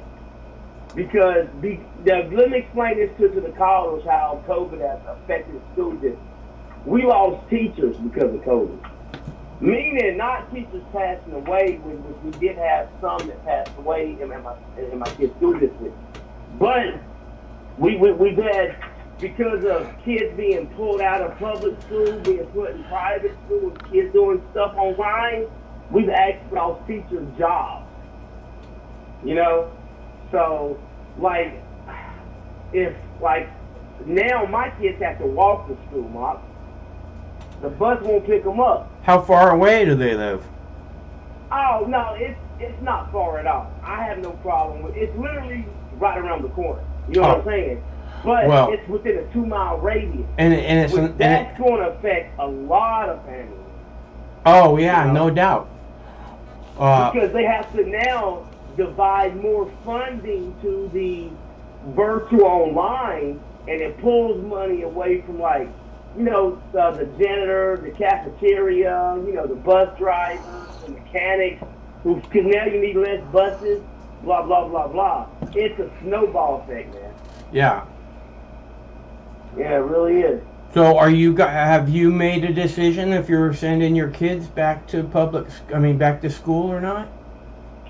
Yeah, my son, you know, he's 16, he's back. Yeah. So he's gonna go back, and he's a junior this year. Yeah. And then my daughters are, you know, 8 and 10. Yeah. Which my 10-year-old will be like 11, you know, like in a few weeks. But just long, because I live in upper middle class, and people in the upper middle class know that they have economic responsibility. Something that poor people don't have. That's why poor people take the ultimate risk. You know, to steal a car, to rob somebody, or whatever, right? To misbehave. Yeah. Right. He said the ultimate risk: rob somebody, steal cars. I was thinking lottery tickets. Go ahead. Yeah. Well, yeah, that's fine, but that's not going to kill nobody. A lottery ticket, unless they want your lottery ticket. You know what I'm saying? Yeah. But where I live at, it seems to me that, you know, like these people, you know, they got mortgages, they have a good job, they're highly educated, and I don't believe my school district will have that major issue when it comes to vaccination for parents out there screaming and yelling about a fucking mask. But we do know teachers that live in our community, you know, and some's not vaccinated and some are. You know, and I'm like, well, how y'all gonna do that shit? Well, let me tell you something. If you're part of the discussion about masks, Brendan, here's my 2 cents on it. And I know I don't have kids, okay? So I don't understand the situation at all with kids. That being said, when it comes to masks in the school, I think all kids have to wear them. If any kids are going to wear them, all kids have to wear them. Because 100%, because we all, from what I understand, we already have a major bullying problem. Like little kids get bullied. I know I experienced that a lot in school. And if 1 or 2, you know, if 20% are wearing masks or not wearing masks, you know what I mean? They're gonna become bullseyes in people's eyes, and it's gonna make the bullying thing way, way worse. Oh yeah, it is, man. But unfortunately, that's another task that teachers have to fucking worry about. You know, I mean, shit. But yeah, in a perfect world, adults would have perfect children. I don't like the idea of a perfect world, or really so much a perfect anything. It's just too boring. You know, we don't need to know what's going to happen tomorrow. We don't need to know tomorrow is going to be another perfect day. We need to have mystery and suspense and, you know, wonder. If you take that away in the form of, you know, everything's perfect all the time, it doesn't make any sense to me. No offense. Oh, well, no, you know what? I kind of agree with you, but I would rather just settle it with, like, what X, Y, and Z, how many babies are born, and one's going to look like the elephant man. You know what I'm saying? Are you talking? Are you making fun of me? Are you making fun of me, man? Nah, you're not the elephant man. Well. But Mark, for real though, like as a parent, it is a big topic, like amongst families, like grandparents and like siblings are talking. Like my wife talks to her sisters all the time about it, you know, and stuff like that. Yeah, it's communities. It's in churches. It's very concerning. I think you know, I think it's very unfortunate that people have this waning on their brains constantly 24/7. I think that that's got to be incredibly detrimental to their mental health, and I hope that they find some kind of outlet where they're not experiencing never-ending fear and terror, because like I said, well, we already had that with 9/11. The fear and terror thing, the never-ending fear and terror. I mean, yeah, every time someone gets on a plane, they look at the Muslims. I look at everybody, man. I like to be very aware of my surroundings. I don't focus on anything so much. Okay, all right. But yeah, man, Mom, that's it, man. I'm finished watching your show, man. You have a good night, all right, brother? All right, tell T I said hi. I sure will, man. Okay. I will. Bye. Bye-bye. That is our brother Brandon, and it's always good to hear from him. And he always has interesting input. Like I said, I have no idea what it's like to have children, nor do I want to. And I never have, you know. That's why I said earlier, if you want your free time, then don't choose to have children, okay? Because once you have children, you don't have that luxury anymore, as far as I can tell. So, that being said, I don't know what it means to have children and be in the middle of a deadly plague, let alone, your common every average day. You know, this is what I'm saying about you give up your freedom. Because for me, if you had kids, it'd be like you kind of be always in the back of your brain doing, I hope they're okay, I hope they're okay. You know, I hope they got in okay, I hope they got something good for dinner. Whatever it is, you know, it'd just be a never-ending list, right? So, I don't want to know what that's like. So, you know. Hello, caller. And furthermore, Craig, is this Mike? No. Hey. What? Sorry. What? Oh, it's 4. So I'm buying ivermectin for my fiance. Is that some kind of a stone on a ring or something? Yeah, it's a cheap way to get married. You buy her ivermectin ring. Ivermectin is, I was lucky enough to push it through with the medical personnel at her employment so she could work. And so it is acceptable. In the Philippines, you can't, they're mandating the vaccine. You can't work without them in most places. They just got out of another 2-week lockdown where you couldn't leave your house except for certain things like to go to the doctor or to go for food, and only one person per household, stuff like that. Bad fucking rules, strict fucking rules, not like here in most of America. I hate that fucking president guy, man.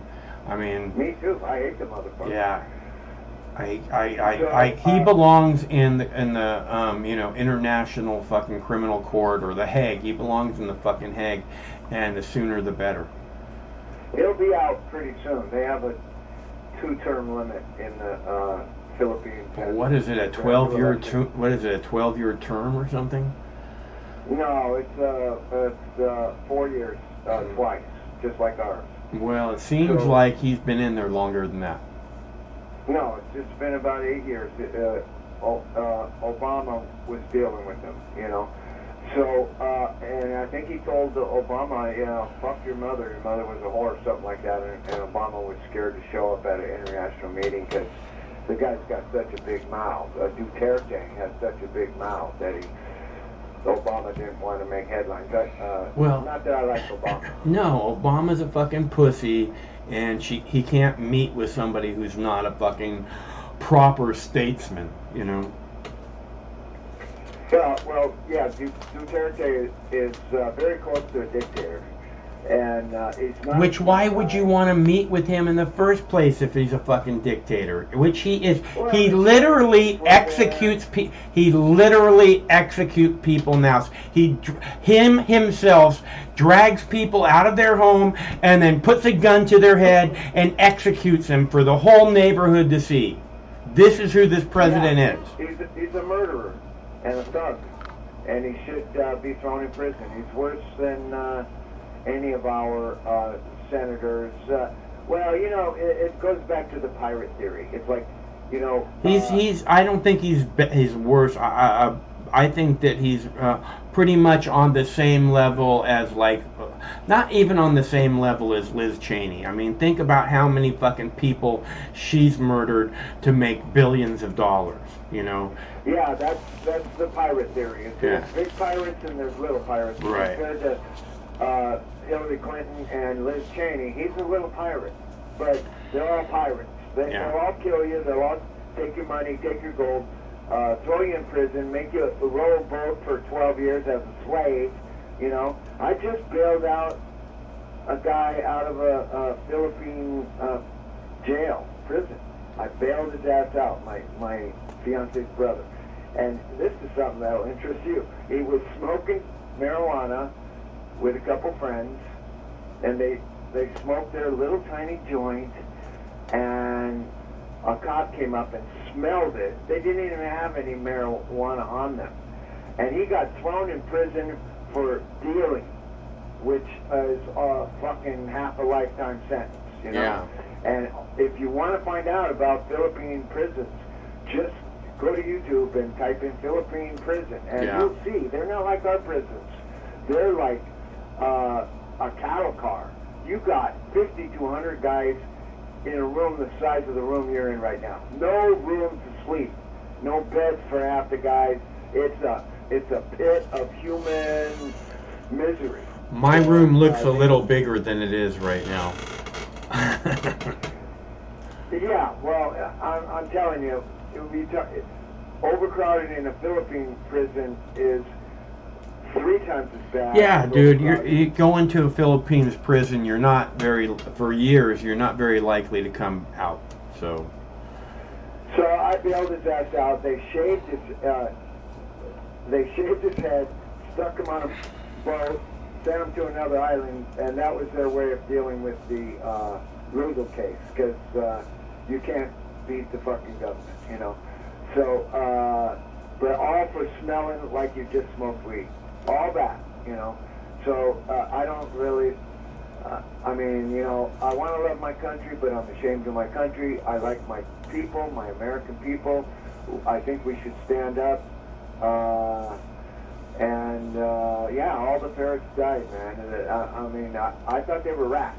You know, for 17 months I thought, oh, I heard all the rats died, but apparently they were ferrets.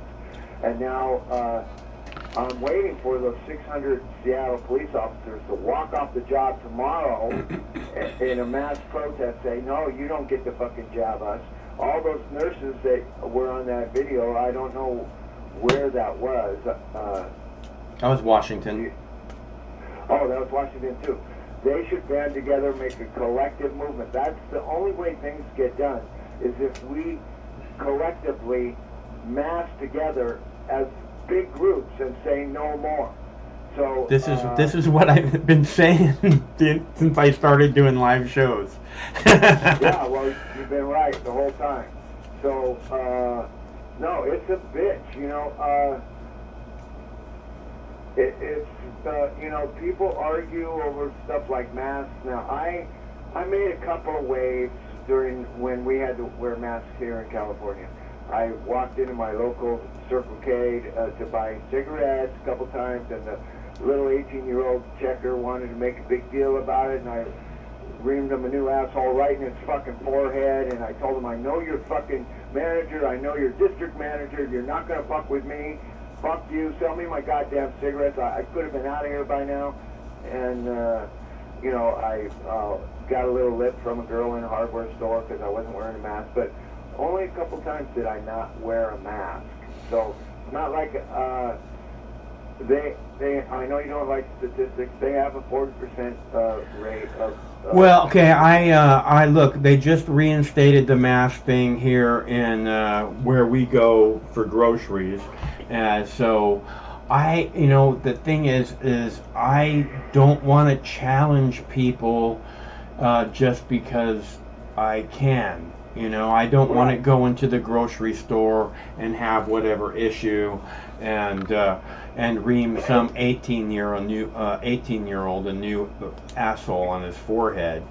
You know, there is a line being drawn between the mask issue, which is a social issue, right? Some people don't want to wear masks, some people just do everything they're told, and the vaccines. And I don't think they're even comparable as issues, because when you're wearing a mask, you're not injecting anything into your body. If you take that so-called vaccine, which isn't really a vaccine, and it's mandated, you know, because I complied with the mask mandates, but you can mandate me all you want about a vaccine, and I'll shoot you if you come to the door to okay. Look, man. shoot you. Okay. Well, I gotta have a break. Thanks for calling. Okay. It's good to hear from you. Talk to you later. All right. Just say, get off my lawn, coppers! That'll work. Trust me.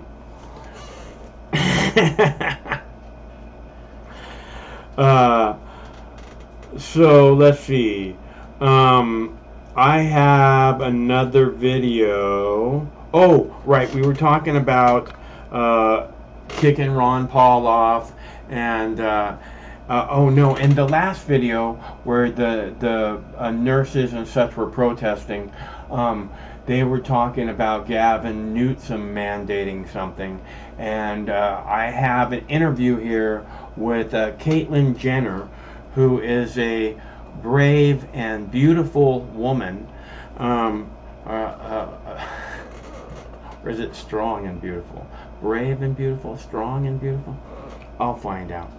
A brave and beautiful woman, and I thought you would want to see that in case you missed it earlier. So I'm going to play that for you now. I will be back momentarily. We also have a clip coming up of the $600 million cryptocurrency heist that has happened, theft that has happened in the last 48 hours.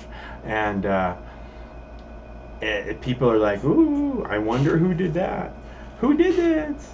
I wonder. We'll be back to that one momentarily. This one is clip number 11. It's like 5 minutes long. I'll be right back. A cry for help today in the crime crisis that is unfolding this summer in America. Community leaders in Oakland, California, asking Governor Gavin Newsom to declare a state of emergency and to send in state police to help get a handle on the violence that's unfolding in Oakland. In moments, I'll speak live with Caitlyn Jenner, running to replace Governor Newsom if voters recall him from office. First, to senior correspondent Claudia Cowan, who's live in Sausalito, California, with more on this. Hi, Claudia. Hi, Martha. Well, you know, Oakland, California has always had a gritty reputation, but this latest brazen attack has the Chinatown community blasting the defund the police movement and demanding the governor send in reinforcements. This attack happened Saturday afternoon in broad daylight. It was captured by a surveillance camera. The video shows two suspects wearing hoodies trying to steal a woman's purse when two other men step in to stop it. One of the assailants pulls a gun and opens fire. The Good Samaritan gets shot in the arm and leg and can be seen slumping to the ground. The 27-year-old, who goes by the name Mr. Lee, says he didn't hesitate to intervene. I wouldn't call myself a hero. They can call me a hero if they want. I just consider myself trying to help someone in need. So I'm pretty sure that they really needed help. They sure did. His friend in the white shirt was pistol whipped by the second assailant. Both victims are expected to recover. Now, this is just the latest attack in a community that has seen a surge in violent crimes like carjackings, up a whopping 95% over the same time period last year. Homicides up 51% and robberies up 14%. Civic leaders say Oaklanders live in continuous fear for their safety, and the governor needs to take action. We urgently request that you, Governor Newsom, declare a state of emergency and deploy the California Highway Patrol and other state law enforcement officers to restore safety for citizens, businesses, and property. Speaking just a short time ago in Alameda County, Governor Newsom said the state is helping Oakland through outreach programs and special grants, other resources to combat Asian hate crime, but he stopped short of declaring a state of emergency. Meantime, Martha, those two suspects from Saturday's attack still on the loose. Back to you. Claudia Cowan, thank you very much. So as I said, let's bring in Caitlin Jenner. She's running for governor of California. Caitlin, good to see you again. You know, it's interesting when you see these business leaders in Oakland standing on the street and asking Governor Newsom to send in the state police. And he essentially says, you know, well, we'll send you some support and some aid, but not a state of emergency. What do you say? I say let's go for the state emergency. Right now, we have an epidemic of crime in this state. It's legal right now to steal. In San Francisco, you see it all the time. Governor Newsom, this is about leadership. Governor Newsom is not a leader. When it comes to the police force, when it comes to crime, the first, you know, you have powers as governor. You obviously have like veto power, and you also have the power to put in a state of emergency. He also has the power to bring in the National Guard if it's that important, and he's not doing any of that. Just recently on an interview, he was really downplaying the crime that is happening in this state when it's rampant, and we just can't have that in a leader. He needs to stand up, support our police, and support the communities and the safety of our cities. So what would you do? Would you bring in the state police? Would you call in the National Guard? And how would you utilize the National Guard in this situation? What do you think would make a difference? Well, first of all, I am pro-police. I think they do a wonderful job. I think we need to support them. We need to finance them. We need to do everything we can to give them the tools that they need to restore law and order in California. Obviously, you can bring the state police in. You can back it up with the National Guard. You have to be able to stop the crime that's going on right now. I mean, people are worried about a lot of things. I mean, people in LA are worried about driving down the freeway and getting shot. The state is totally out of control when it comes to Gavin Newsom. And he's the leader, and he's 100% responsible for protecting the citizens of this state. And he's just not doing it. All he's worried about right now, you showed a clip earlier about this recall, banging on the table, yelling and screaming about the recall. Well, I hate to clue you in, Gavin, you're going to get recalled. And there's going to be somebody else in there pretty quick, because you have failed this state, and you've done a horrible job with this state. And he's got to go. That's all there is to it. Oh. It's interesting. I mean, bringing in the National Guard or the state police would only point the finger in the direction of having of a failure. And as you say, he doesn't really want that depiction of what's going on in California right now. And it's about a month away. He's obviously a bit frustrated on that Zoom call, as we showed everybody. So we'll be watching very closely, and we hope you'll come back soon as we follow this story of what's going on in California. I will come back soon. Ballots go out in a couple of days, and vote yes to recall Gavin Newsom. Caitlin Jenner, thank you very much. Always good to talk to you. Thank you.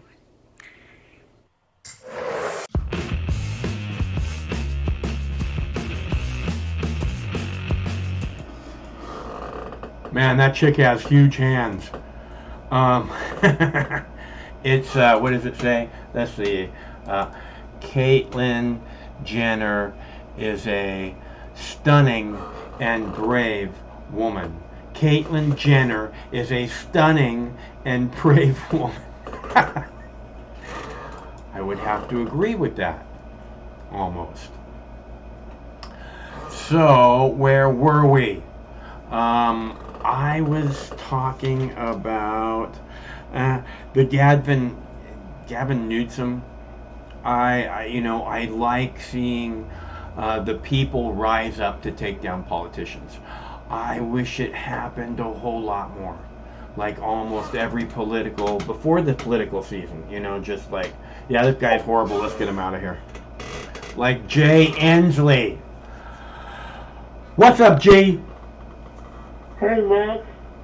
So you think Inslee should be out? Forever. I'm tired of the guy acting. I'm tired of the guy acting like he's the boss of all of us. Yeah, they should put the Coke guy over there instead. I don't know who you're talking about. You know the guy who used to be like the chief of police in San Luis County? Who ran there as a Republican? Yeah. I mean, yeah, he should be in though. Yeah, no more cops, man. I'm tired of people voting for cops. If you have the option to vote for a cop, don't. Okay? No more cops. They shouldn't be in politics. I don't want any more shots. They should get rid of the shots. Yeah. Hey, dude, seriously, I passed through shots the other day, dude. I mean, it's a nice place, and there's a lot of people outside and everything, but it's a complete dump. It's like full of graffiti, full of homeless, full of trash, but there's a lot of people, and there's a lot of restaurants open. I don't know how these people deal with that shit around the places, though. I was passing a few days ago by Capitol Hill. I mean, it's a nice place, though, but it's just trashy. It's dirty. Yeah. I don't know how people like to live like that. And then some of the businesses still have these wooden crates. Are you talking about the people that are living on the street? How they live like that? Is that what you're saying?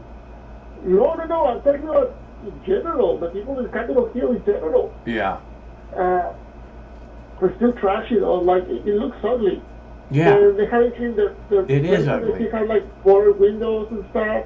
I mean, there's a lot of people, dude. There's a lot of people walking around. It's like the businesses are open, but the place looks very dirty, dude. And that's unacceptable. I don't know how people like to live like that all the time. They don't like to live like that. This is their neighborhood. They don't want it to be that way. It is. There's not a lot they can do about that. Up. Yeah. Have you been watching the show? No, I just turned it in though. I'm telling you, like I work as an accountant, so we're closing the board right now, so we're a little busy. So I just got a little time out just to go home and sleep and continue tomorrow. Oh yeah, I just turned in the show. Right here. What's going on? Nothing. Good boy. Oh, okay. What's going on with you? Not much. Just. Are you able to deal? Are you able to deal with this 90 degrees stuff? I was in the office all day. So they have air conditioning. They have air conditioning. Yeah, air conditioning. Cool. Literally. Just. Yeah, literally air conditioning. I was actually drinking a lot of coffee though, hot coffee. So I was actually, because I was a little cold in the office, so I didn't actually feel it though. Yeah, well, that's lucky because I've been feeling it since this morning. We got up at I got up at 8 a.m. so I could go take the dogs for a walk, because after like 10 o'clock, I think we got done with the walk about 10:30. It's just too damn hot. I mean, by 10:30 it was like, oh my God, gotta get the dogs inside. So. Hey, can I ask you something, Max? What do you do for a living? For real? I do this, man. This is what I've done for the last 17, 18 years. So the super chats are paying very well, huh? I don't have super chat. You know, it would be nice to have super chat, but I don't have that. I see. So that's why you do the $50 giveaway on Fridays, huh? It's why I asked for donations, dude. Everybody else has a button down there that says, here, give money to this person. I don't get to have that. So I have to ask over. Okay. I have to ask over and over and over again. And you see how well that works, right? Yeah. I don't understand. You're a very popular guy. I mean, you're like the political commentator that smokes pot in the middle of the street. Wouldn't that nice for other people to do that as well? Imagine Tim Pool doing that. I mean, the only other person who does that is Joe Rogan. But he's not in YouTube anymore. So, but yeah, I mean, you're pretty close to Joe Rogan with his smoke pot. Yeah. I'm doing political commentary. I don't think he does that anymore. He moved to Texas. I don't think he's smoking pot live on the air anymore. I could be wrong. I'd like to, if I am wrong, somebody should call me and let me know, but I don't think he's going to get away with that in Texas. Oh yeah, no, Texas will put you in jail for that. Same thing in Idaho. You cannot smoke pot in Idaho. But I know when I was in Boise, though, I know a lot of people, housemates. They used to drive like an hour away to Ontario, Oregon, and buy some pot, and then coming back, and they never get caught. And they were smoking from cops and stuff. But I mean, that was when I was in Boise. That sucks. They got to go to Canada, man. Well, it's closed right now. Yeah, that's what I mean. You know, you gotta have a neighbor or something that you can get it from. Going to Canada is fucked up. But yeah, Mark. But yeah, that's the way it is. So you heard about the news about the North giving saline solutions to people instead of vaccinating them? I don't know what you said, Manny. I'm sorry. Did you hear about the news about the nurse who gave saline solution to patients instead of vaccines? No. Yeah, some crazy lady, they give saline solution to patients. Huh. I don't, Manny, I'm sorry, I don't know what you're talking about. So, listen, I gotta have a break for a minute. It's fucking so hot in here right now. I'm glad to hear from you, and I hope you're being able to stay cool. It sounds like you are. All right, man, take it easy. Okay, talk to you later. Okay, so let's see. I have just a couple more videos here. Police officers, right? Looking at police officers' social media. Do you think that that's a good idea? Should governments be doing that? I don't know. Or let's play the one about the crypto heist. $600 million in cryptocurrency stole in the last 48 hours, from what I understand. More or less. Here you go. Clip number 7. And just like that, Kentucky Senator Rand Paul was kicked off YouTube. The social media site said Paul's comments violated the company's COVID-19 misinformation policy. I'm sorry, it's not clip number 7. It's clip number 9. Number 9. I'll play that for you. It's a short clip. I just thought you might find it interesting. Good morning. Let me set this up a little bit Yes. here. It's being called, let me see now, the largest crypto hack ever. It is. And theft. Yeah, Boot. think about losing $600 million like that instantly overnight. $600 million. If that's true, that would be the largest crypto hack in history. So Mt. Gox, remember Mt. Gox back in 2014? They lost $400 million in Bitcoin and cryptocurrencies back then. If you inflation adjust it, that's probably a few billion now. However, this is going to be the largest hack since 2014. Now, this morning, I want to show you because it's interesting. Poly Network is the company that lost the $600 million million. And what they do is they help different blockchains interact with each other. And they actually have been in communication with the hackers, which is rare and unusual. And they say that they have recovered close to about 4.8 million out of the $600 million in crypto stolen so far. So still a long ways away. But don't you think it also hurts the credibility of cryptocurrency? Definitely. And how safe is it if somebody can go in there through these, they say that there was some vulnerabilities in the Poly network that they can go and steal $600 million worth? Any way you slice it, it is a red flag. It makes crypto holders vulnerable. Absolutely. Across the board, I would suggest, anyway.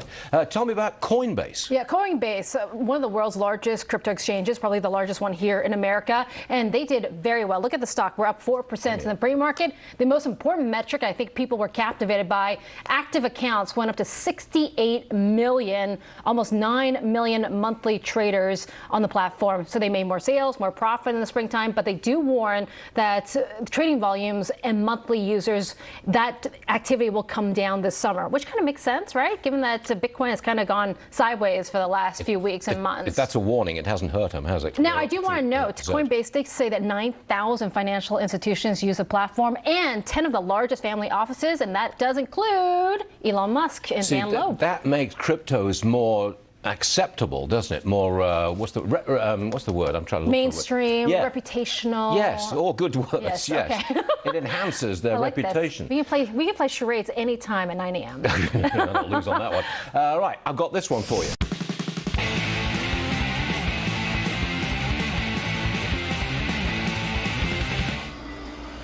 All right, so the pretty lady in the green dress, she was talking about, you see how this damages the credibility of crypto? And it kind of, that's what the whole story is about. Oh, look how unsafe crypto is, right?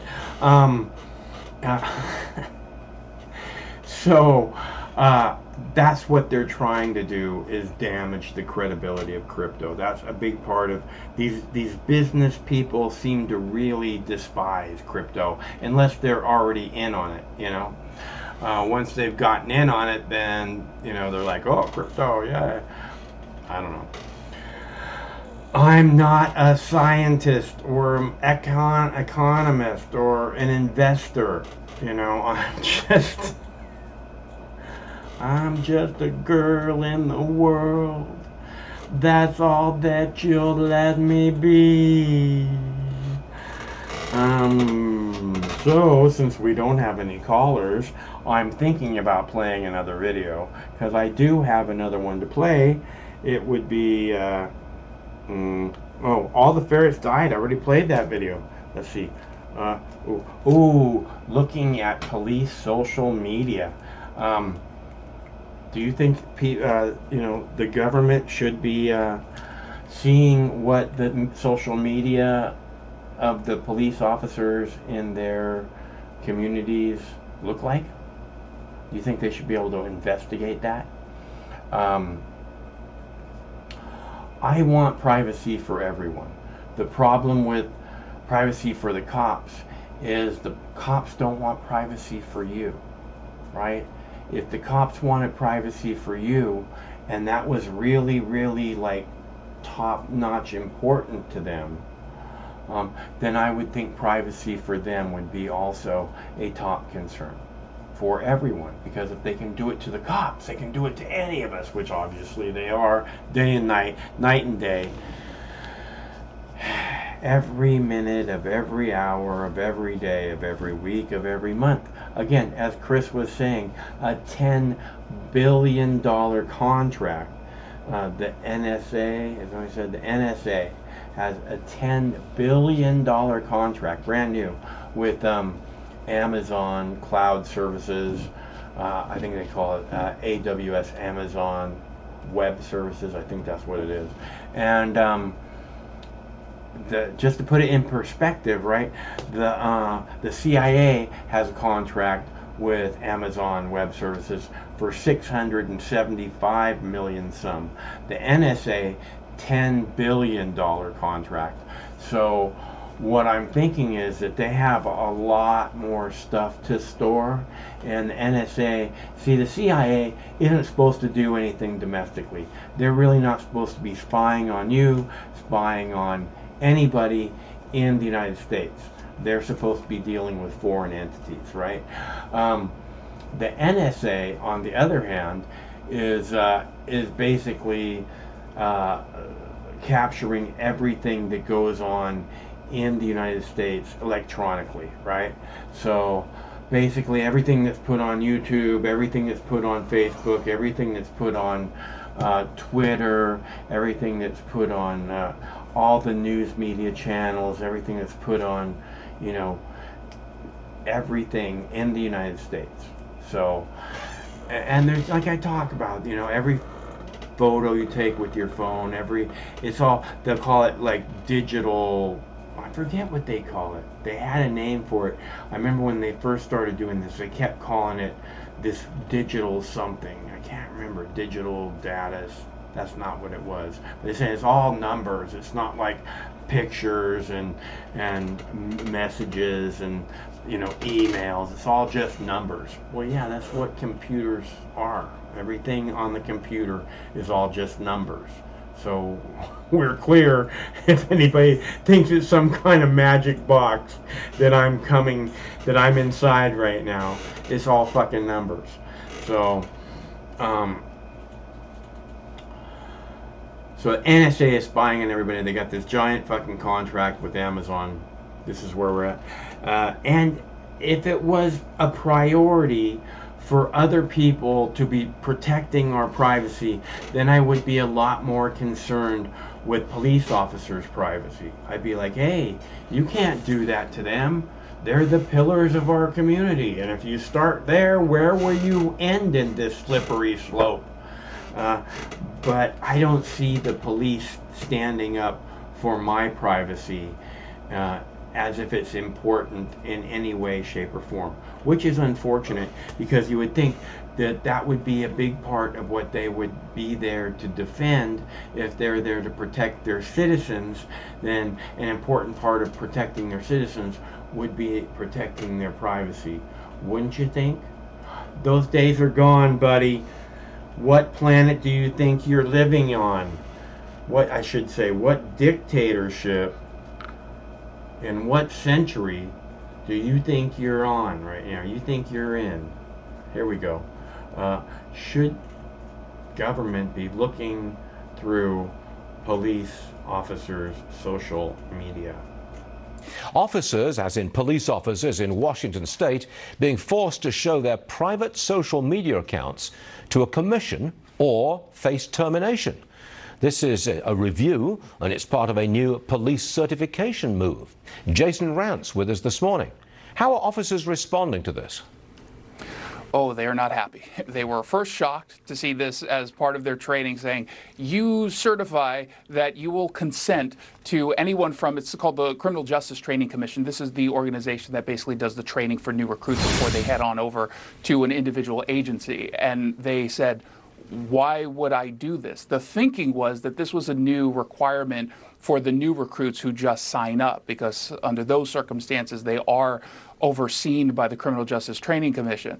And individual agencies essentially have their own social media policies. But it turns out that as part of one of the many bills, so-called police accountability bills that the Democrats passed in order to dismantle the police and then rebuild it in a certain image, they say, no, this actually applies to all officers. Now, there's some concern, number one, that this is not legal. And number two, that it's a huge abuse of the state power to be able to go into someone's Twitter account or their Facebook and not just see the stuff that's public, which obviously is public, but to see the stuff that's private. So the direct messages, the Facebook messages, some of those things, including just accounts that are maybe by design private just for family and friends. Okay, let's look at this more closely. What do you think they're looking for, Jason? So they're looking for a few things. Number one, if anyone wages some sort of complaint against one of these officers, maybe for bias policing, well, they can say, hey, you just had a tweet that showed you liked something that was conservative or from Fox Business. Let's go ahead and check your account to make sure that you're not doing something or really thinking something that we don't want you to think. Because remember, this happens just a few weeks after January 6th, there were some officers from Seattle police who went to the rally. They went to the portion of the rally where there was just the speeches. Well, 2 of them got a little bit too close to the Capitol when some of the rioting started, and so they were fired. And part of that investigation from the Seattle Police Department ended up looking into private personal documents that under threat of termination, they had to turn over. So they weren't even given real due process. I don't know where this is going. I mean, that is unbelievable, really, isn't it? You can't stay on the force if we can't see your Facebook page. Good Lord, have we come to this? Jason, look, thanks very much for bringing this story to our attention. It may sound a little picayune just in one state, but that has broader implications across the country. Thank you, Jason. See you again soon. Thanks, Stuart. Now.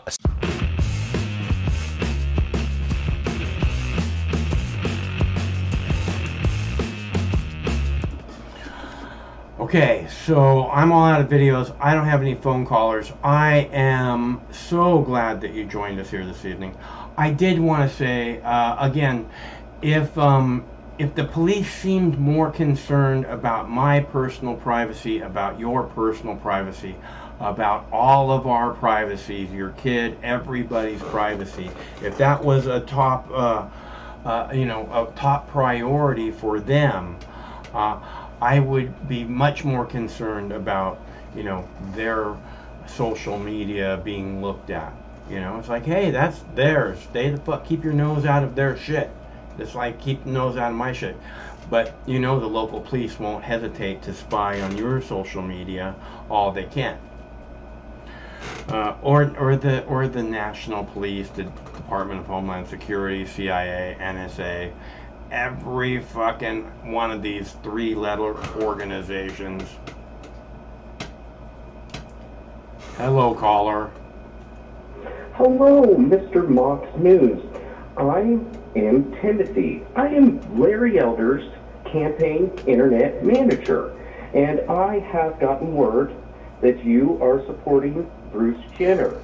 And I would love for you to look into Larry Elder. He is running for governor of California. Caitlyn Jenner. Caitlyn Jenner is her name. Get it right. Oh, sorry. Have the slightest modicum of respect for. She is a brave and beautiful woman. I am so terribly sorry about that horrible mistake that occurred just then. I just wanted to let you know, give you a little brief rundown of Larry Elder. He's went to 3 prestigious universities: Brown University, Michigan State University, Michigan State University of Law School. He is an attorney. He is not a politician. He is a radio talk show host also. He is currently running for governor of California in a time when California is facing more lockdowns, more face masking mandates, vaccination shaming, trying to just take all your civil liberties away from you. You have the opportunity to take back California, folks.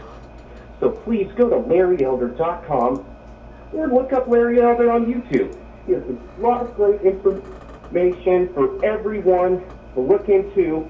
Please, just take the time out of your day to do the American people some justice. Hey, is this a paid endorsement for you? Are you getting paid to do this? No, we are volunteers out here. We are volunteers trying to take back our country from these tyrants.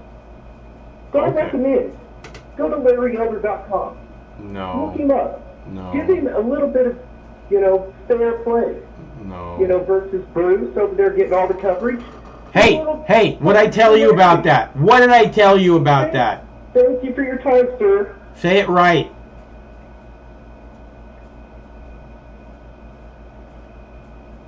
Caitlyn Jenner is a brave and beautiful woman. What part of that is so difficult for you people You people. Who you calling you people? Whatever. This comes back to this freedom thing, okay? I don't know why someone else would want to put their nose in Caitlyn Jenner's crotch, stick their nose up Caitlyn Jenner's butt. I don't know why anyone would want to do that, and I can tell you I wouldn't want Caitlyn Jenner doing that to me. So, you know, keep your nose out of Caitlyn Jenner's crotch. Caitlyn Jenner is a strong and beautiful woman. You know, just get over it. Let her be her. You know, why? I don't understand. This comes back to the privacy thing with the cops, you know. If the cops cared about my privacy, then I'd be much more, it would be much more important to me that their privacy was being invaded, right? But I don't think the cops give a damn about my privacy. Now, that being said, I don't want anyone judging me.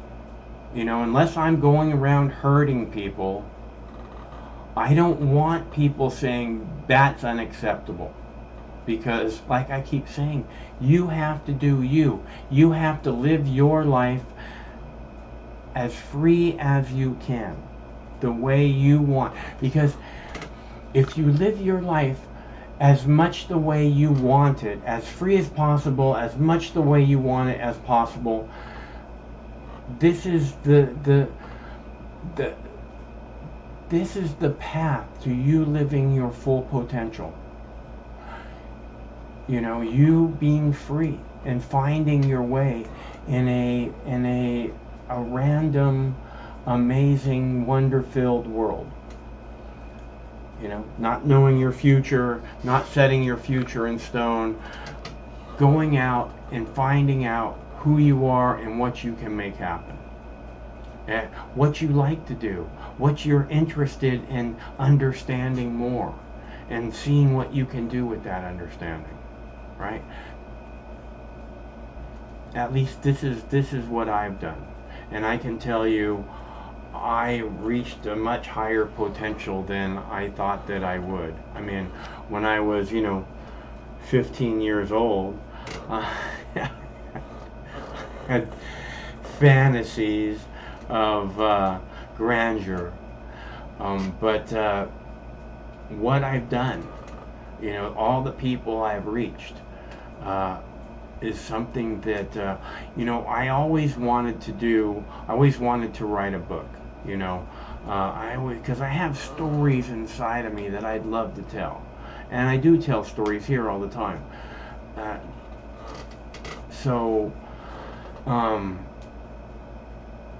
And that's from when I was little. From when I was little, you know, I used to love reading, and I always wanted to write a book. I still want to write a book, desperately.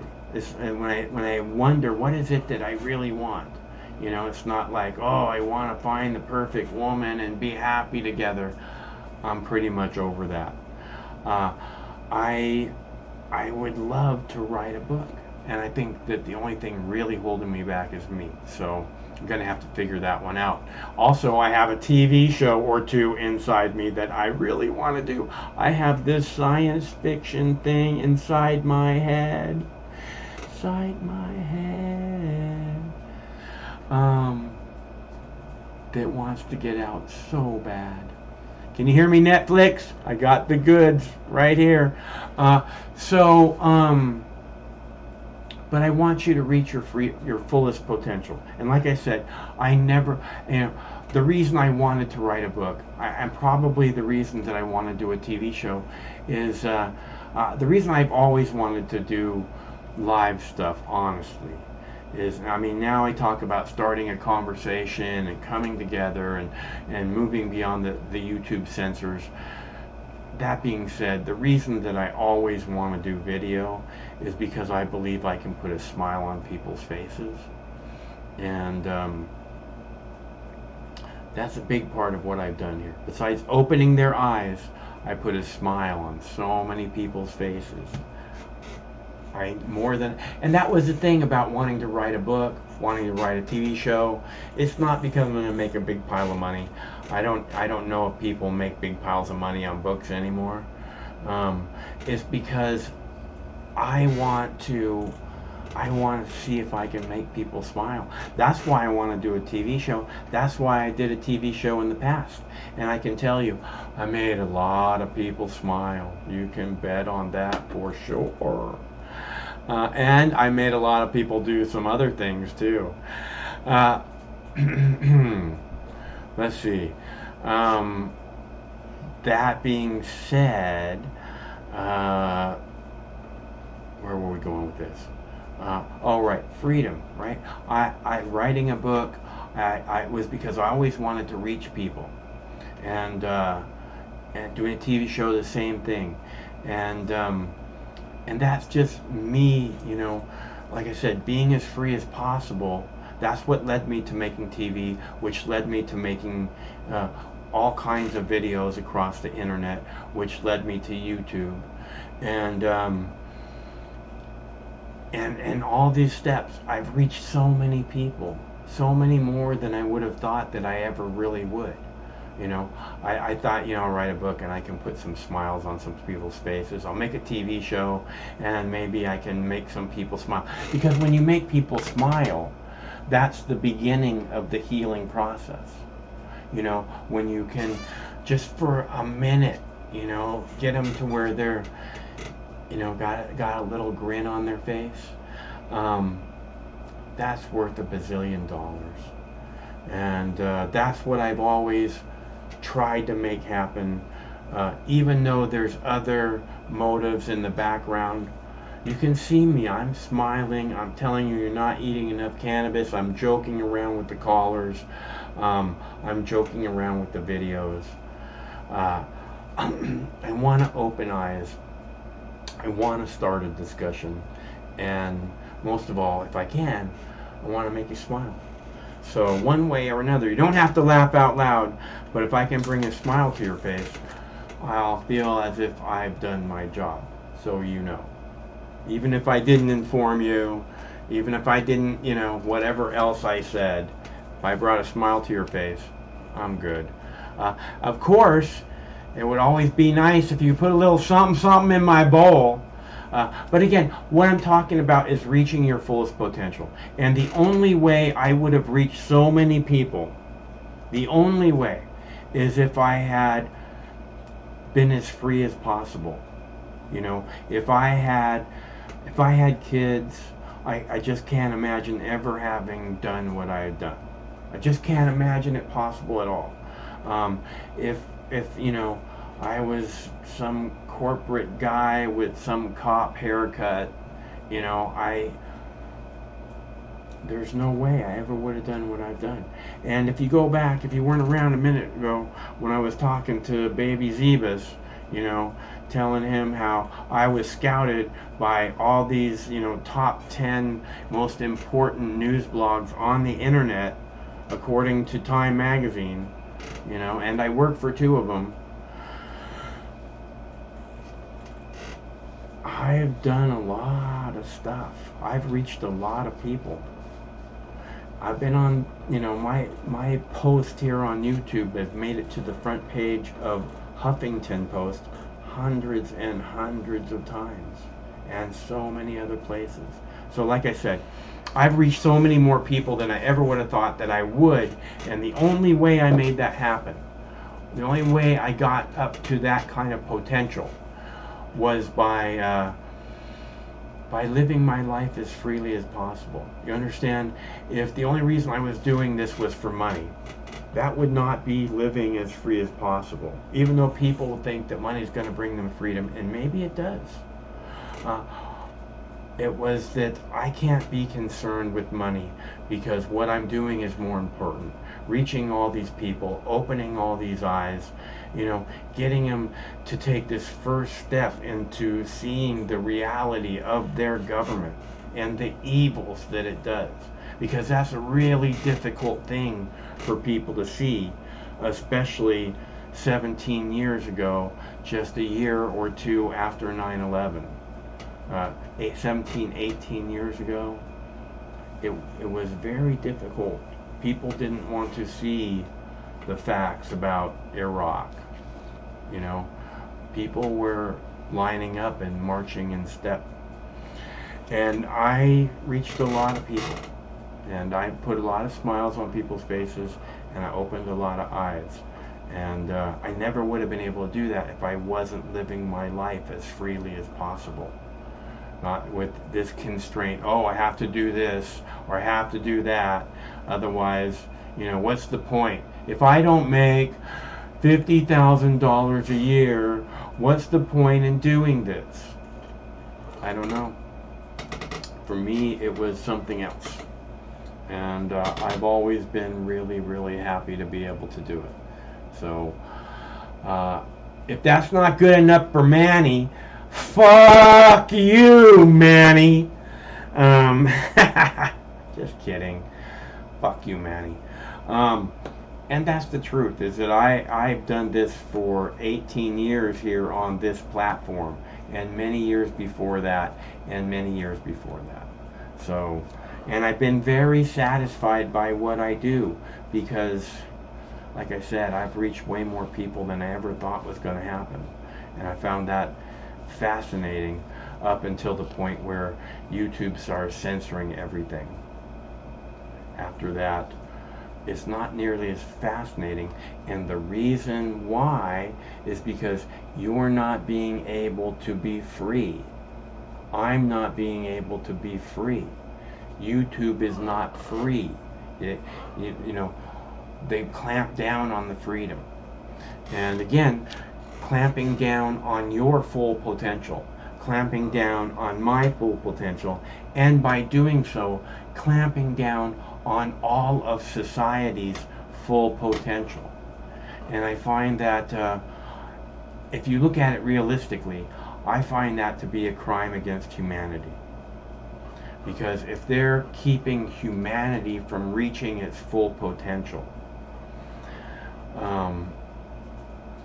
that's got to be a crime against humanity, right? If they're holding us back, just like this government, the United States government is holding us back.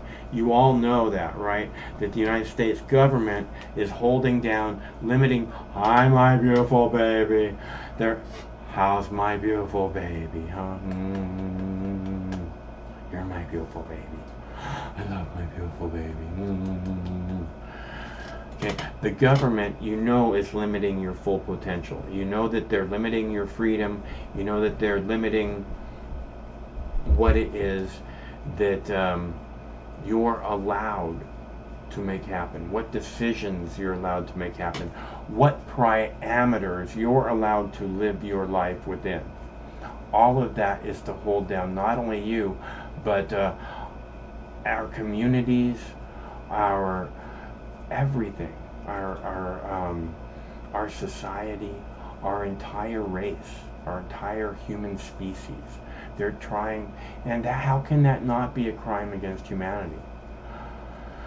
And they're doing it purposefully. They don't want you to be free. They don't want you to, they know that if you're free, then you have a much better chance of living up to your fullest potential.